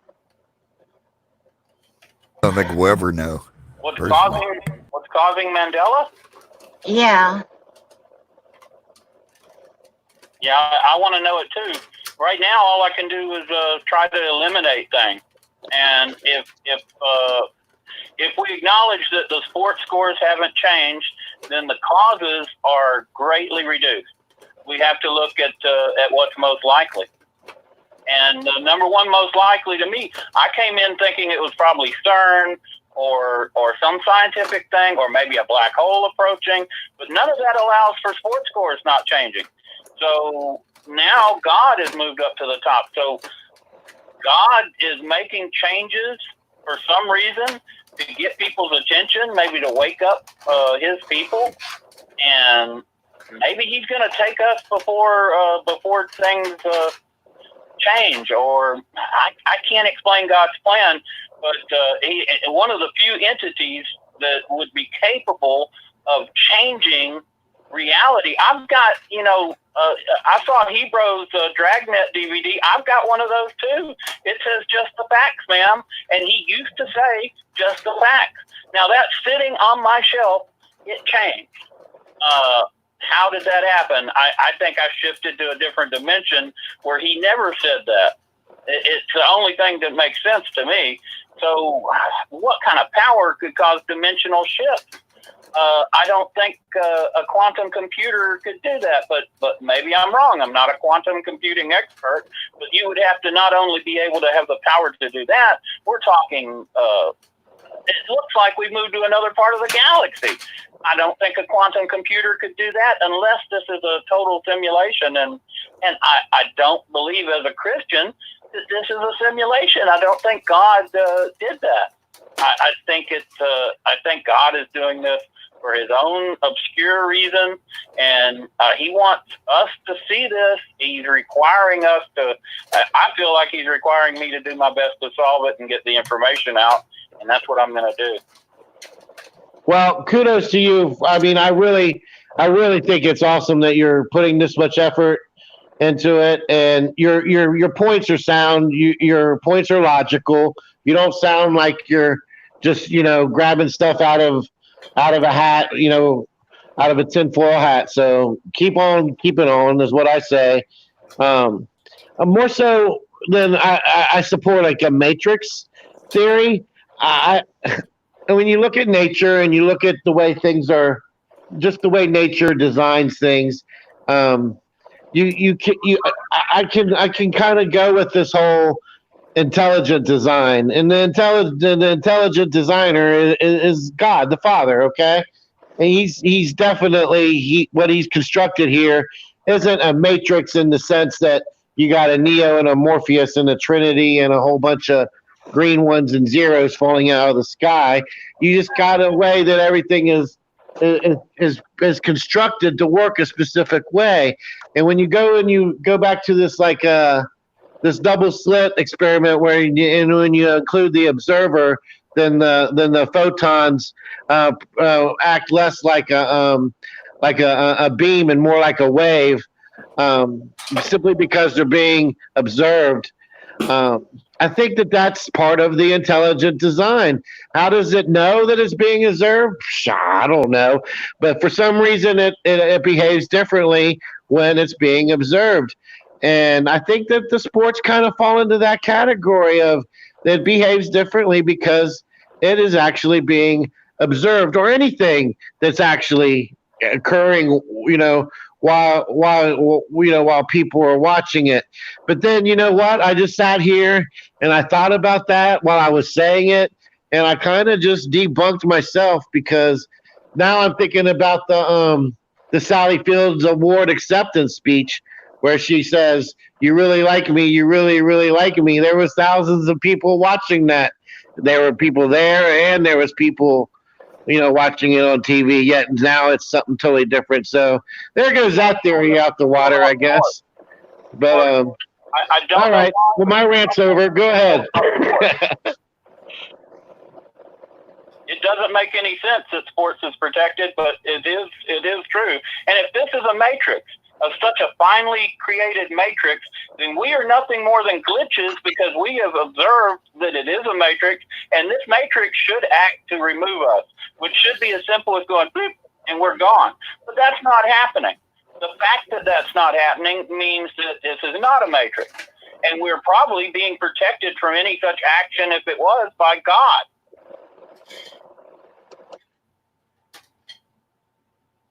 Yep, I would agree with that. I mean, yeah, I definitely agree with that too. Again, I'm not going to go as far to yet my own personal thoughts to say that Father's doing it, but like I said, I know Father's in control of it.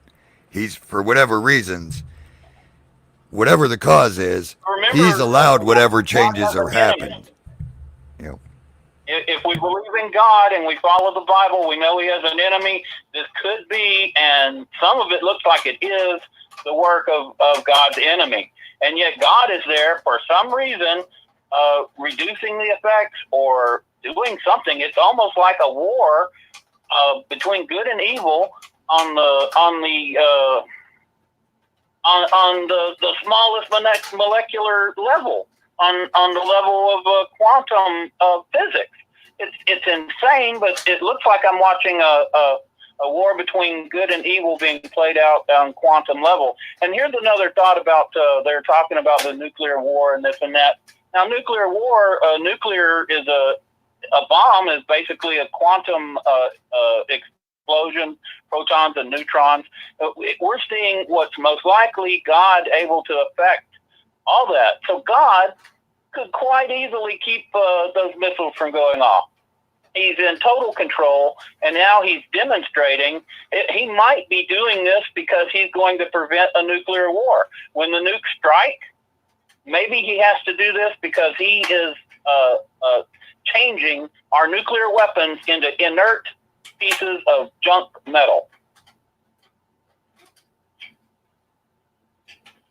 We would never know it until the things landed and went clunk. But it could be the whole thing here. These are side effects of God deciding that we don't need nuclear weapons because we're about to do something stupid, and he's just stepping in and stopping it. And he's allowing certain people to see it. I don't consider myself special, but, for whatever reason, I'm allowed to see it, and all these other people aren't. So I do feel like I have a responsibility to God when I get up there and he says, I had 2 billion Christians and I allowed a couple of thousand of you guys to see what was going on. What the heck did you do with that information? Why didn't you do more? I'm like, well, I did the best I can. I wasn't good enough, but I tried. Well, what do you think? What do you think we're supposed to do with the information? I mean, I think we're supposed to do exactly what we've always been supposed to do, and that's win people to Jesus Christ, which, with or without a Mandela effect, that's always the mission. So I don't, why does that change the mission? God's got 1 billion people bringing people to Jesus Christ. We have to also see if I disagree highly. I disagree. He's got 1 billion, the enemy's got 1 billion fake prophets leading people away, but I don't think Father's got 1 billion people leading people to Christ. I think there's very few people Well, he's really got a leading lot of people to trying, Christ. and most of them can't see the Mandela effect. And if God is the one, in charge, and he's allowed us to see it, I'm not sure what he wants us to do. I think call-in shows like this are very important. I think it might just be somebody God wants to reach with the information. It might not be everybody, and it might be that person has to see Mandela before he can become a Christian. It might be something that needs to be averted. I can't question God's plan or even figure it out. I'm just putting it out there that personally, I feel like when I saw this, I had a duty to try and do something about it besides just telling people about Christ, like always. That's the same old thing. I mean, if I get up there and it's like, okay, I showed you the biggest miracle in the whole history of the world, and you did the exact same thing, after I showed it to you as you did before. Why is that? Well, no, I did some more stuff. I tried to spread the word. I tried to figure it out. I tried to see what the plan was and act on it. Everybody's got to do what they feel God guides them to do. I'm not criticizing anybody or how they do things. It's just how. I hear you. I mean, in a way, you're kind of saying that you feel this is your personal mission. You're Noah's Ark per se. I'm telling you, go ahead and try to keep building your boat. Yeah, and I'm not saying I'm not saying don't do what you feel called to do by any means. But see, that's the slippery slope of the Mandela effect. What you said right there is you're trying to show them the biggest miracle in the world, but the biggest miracle in the world was the resurrection of Jesus Christ. And that's, you know what I mean? It's like a thin line. It's sort of scary to get too far into we're chosen because we see type it's all thinking. in how you interpret it. I understand Jesus is the biggest miracle, but billion people already know about that. Almost nobody knows about this, and we're aware of it. And I've got to do whatever I can to figure it out and try and help other people to letting people know this is not CERN, letting people know this is not a matrix. That's important. It could be that a bunch of people get led away from Christ because the Mandela effect makes them not believe in God because they get convinced that it's CERN or something. So maybe me pointing out the sports anomaly and these other things helps prevent that. I don't know.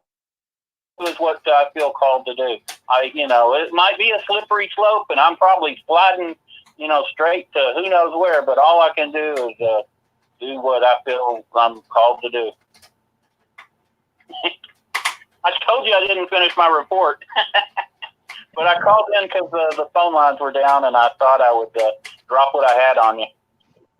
No, I appreciate you calling. Thank you for calling. And I mean, I don't know, we don't always have to agree on everything, but I still appreciate your point of view. I still appreciate the effort you're putting into it, and I appreciate the fact that you were willing to call in and share it with us, my man. No problem. I'll call in again when I come up with more stuff, but I do think one possibility is that we're just here to witness it. We're, I don't know. I can't explain what's going on, but I'm sure trying. Anyway, I'm gonna drop back in the chat, and I'll talk to you like that. Well, thank you for the call, man. It's a good call. Thanks. Awesome. Thank y'all for letting me speak. Did y'all have anything else? No, I don't have anything. Armor, you got any closing statements on that? No, I think we're good. I appreciate the call. It was awesome. Michael Fontaine wants to know how he could share a video with everyone. Call is scheduled to end in 1 minute. Please upgrade your account to remove conference limit. Well, it sounds like you reached your call limit there, sir. Thanks for calling again. Yeah, it just said it's going to cut off in 1 minute, so good timing. Right? Yeah. Well, what are you doing over there, Hebrew? It sounds like you're stapling papers together. No, just nothing. Yeah. The easiest way to share a video would probably be, the easiest way would be to send it to us in Hangouts, but I don't know if I got you on Hangouts, Michael. Email one of us. Yeah, or you could email someone, and then they could bring it in that way. You could temporarily give him a wrench long enough to put the link in chat. That wouldn't do it. I don't think. This call has ended. Please visit uberconference.com to upgrade. This call has ended. Upgrading will not Yeah. only include all duration Man, that limits, screw but just includes won't come other out of benefits there. such as your own dedicated conference number, international access, and ability to dial out to I need a participants. bigger Visit screwdriver. uberconference.com. Yeah, you might want to work on your special project, not during the live stream. That noise is ridiculous. Oh, sorry. Well, yeah, it would be to you. But no, you're right. So I guess I could give him. Well, that wouldn't be right because then I'll give him a. So wait a minute. Is this a video that's on YouTube? I don't know. Because he could send one. Well, I guess he can't do that unless he has a wrench. Switch side you just said. Oh yeah. Well, just send one of us an email. You can send me an email. I'll air it. Well, wait. What's it a video of?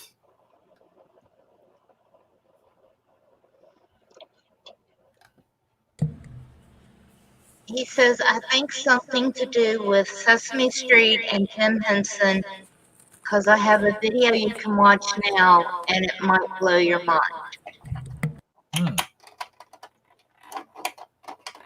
Well, if it's on, ask him if it's on YouTube. Is it on YouTube, Michael? If it's on his Hey, channel, Michael, is it on YouTube? Let me mute up. I gotta get this screw out of here. Yeah, and if so, which video is it? I got your page up. If it's on your page.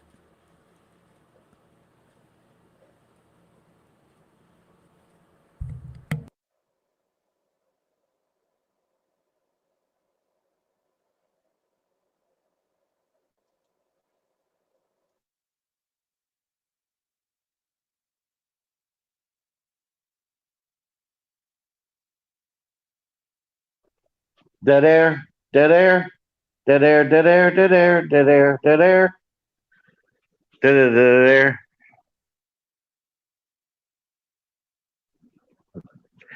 Well, I don't want to keep singing dead air. Somebody talk. Did we lose everybody? I'm still here. I just echo. So I keep muted up because I echo. He said, look up a video on YouTube. But what video? I don't know what video to look up.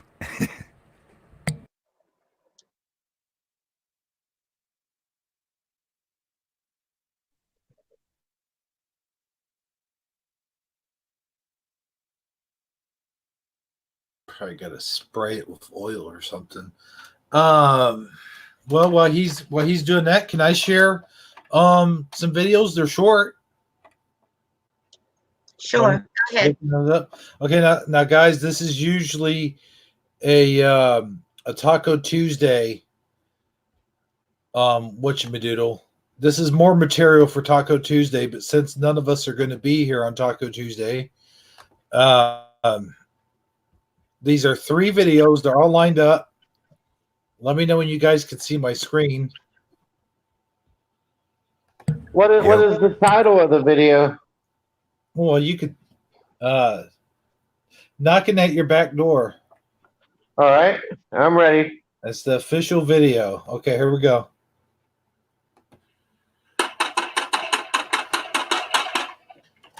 Was there? You think you're gonna be me? Oh, this is the wrong You're not one. gonna be me. You'll never be me. I don't want to be you. Then why are you staring at me? Because I want to sing a song. The Song of Sixpence? Yes. There's the first one. This should be on a playlist. Oh, here we go. You guys will identify with this one, I think. Hold on. said, hold on, I'm coming. Who's there? What's going on here? I don't see anybody. You got a minute to talk? I don't like chit-chatting. I think this one's just under a minute. I'm not sure. So let me open up this other door. Yeah, it's just 2 minutes, guys. If you're okay with it. Concrete-looking crap all over your floor, bud. I'd get that fixed if I was you. Anyway, do you notice? Oh, like when you melt mozzarella cheese into your spaghetti noodles, and then you go to clean the bowl later, the cheese is all stuck to the bottom of the bowl, and then you got to scrape it, and you can't get it on your wash rag because then it's all over your wash rag, and then your wash rag is pretty much ruined after that. What does this have to do with anything? I like mozzarella cheese in my noodles. Agree. I like mozzarella cheese in my noodles too. Who are you? Where'd you come from? Don't worry about it. Now get out of here so me and Stanley here can have a conversation. I do have to go to the bathroom. Get out of here. Oh, I hate it when you leave a dish in the sink and then, like, you come back hours later, is there a bunch of bugs crawling in it? You know what I hate worse than that? Oh, yeah? Well, what's that? I hate when you pour yourself a drink and then you set it down. You go to set it down. I hate this. And then all of a sudden the fly gets in there. Oh, that's gross. It ruins the whole The drink. clicking is quite Pour the whole annoying. thing out. Then you got to go get some more ice cubes and make up a whole new drink. Yeah, that's pretty bad. If you don't leave right now, I'm going to shoot you. Oh, you're going to shoot us, are you? Well, you're going to shoot us, are you? Well, I'd like to see that. Hey, what are you shooting? Damn it, now I got to bury the bodies. Okay, now, this next one goes along with... What do you think about the ending? This next one goes along with that last one, and you'll see what I mean. It's burning my hand. Hold on. I'm coming. Ooh, you realize your whole house is on fire? No. The living room's on fire. The couch is on fire, too. You calm down. Why are you wearing those tights? Because if I didn't wear the tights, my penis would hang out. Oh, well, that's logical. Would you like a cup of coffee? Oh, man, Logical. I love coffee. How about a screwdriver? Get that out of here. That pun is not funny. Ugh. Sorry about that. I'll go get you a cup of coffee. Aren't you going to, like, call the fire department or something? I will in a minute. Just give me 1 minute. Okay, I feel really awkward. I'm getting hot and sweaty. That's because you're wearing tights. If you'll excuse me, I gotta go get the door. Okay, I'll be sitting here worried about getting burned alive. No problem. Yeah. Can I help you? You seen my two brothers? I do believe one of them's got a mustache. Oh, no, I haven't seen him. Goodbye. Oh, that's rude. Okay. Well, there you have it, guys. Any comments, questions? Anybody there? I feel slightly dumber now after having watched that. I could go with that. I got Michael Fontaine's video, but it's a Sesame Street channel. You'll probably get a copyright strike if we try to play it. Yeah, I ain't doing that. Yeah. Yeah, unless. Well, can we watch it without the audio? Would it still work? Like as far as what we need to. It's a parody, so it's probably a line from Star Wars or something. I don't know. You could drop the link into chat so that everybody can watch it later. Yeah, there we go.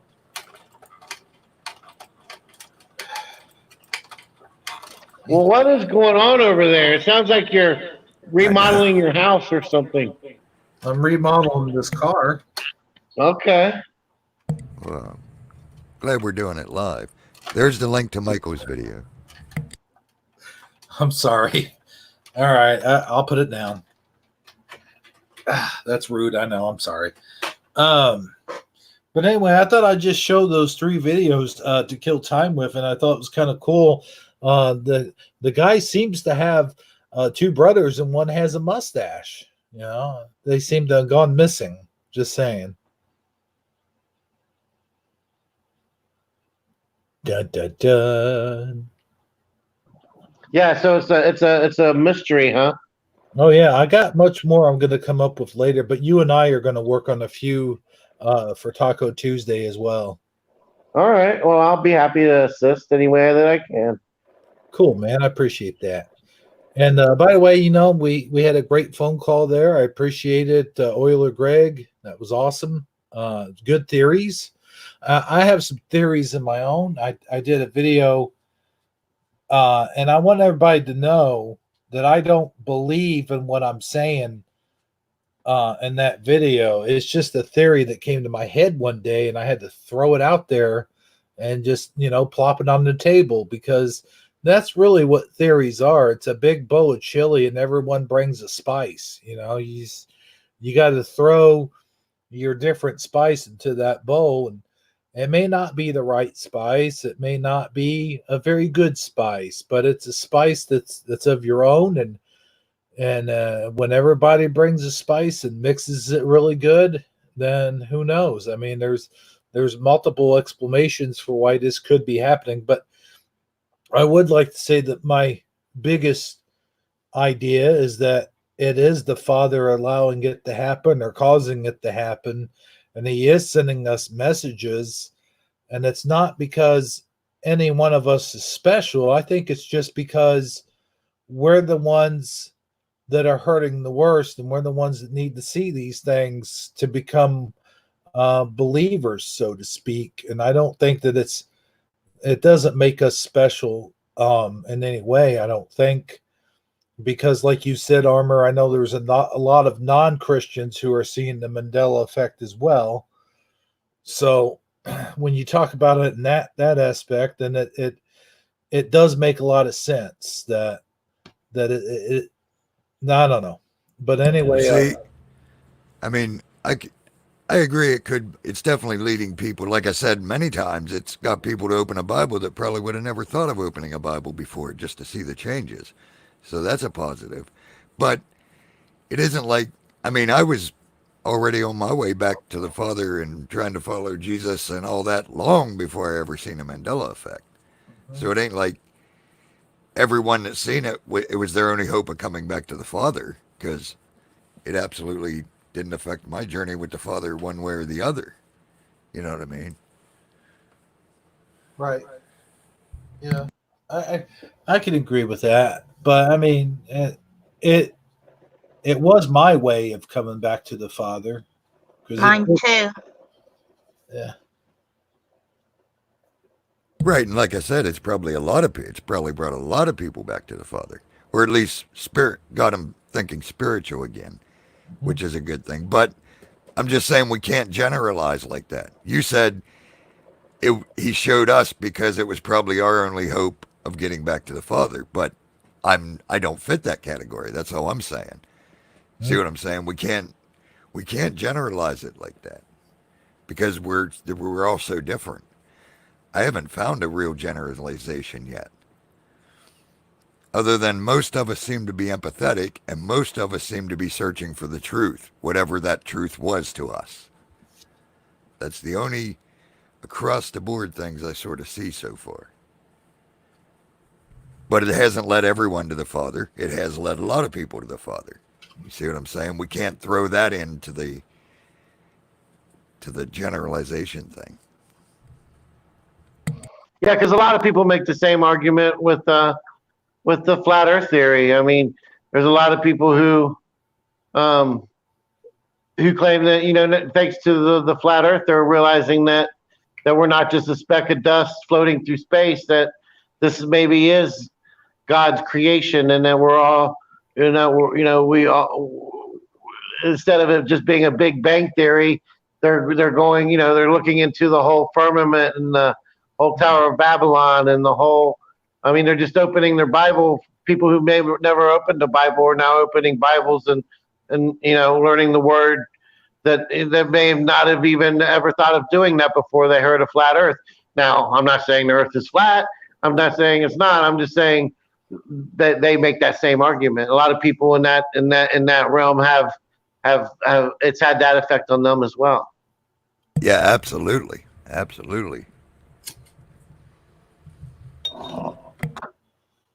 Well, with that being said, and I do agree with you there. That's a good point, Mr. Sagittarically speaking.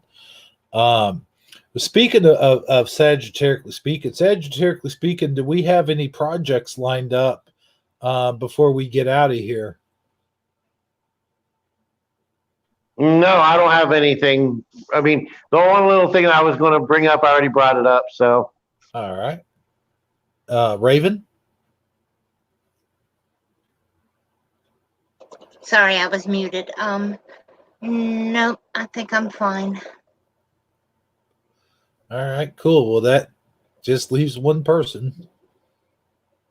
Nope, I'm pretty well good to go. I'll give a quick final shout out though. We got Exo Selly, Bearded Rhino, Rosa A, Oiler Greg, Go-Kart Bob, Michael Fontaine.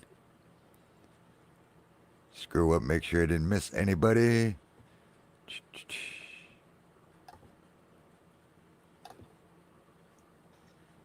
I know Lorraine Lamour was here earlier.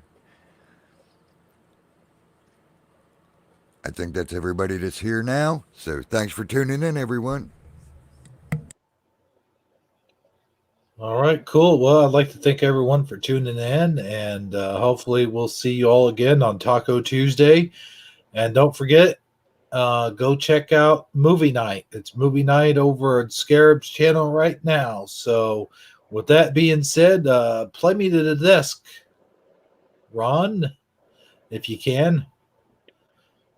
All right, 1 second. Yeah. Let me know when you're sharing. All right, let me get it. All right, there you go. turn it up a little bit. H is for house, it's changed, my dear.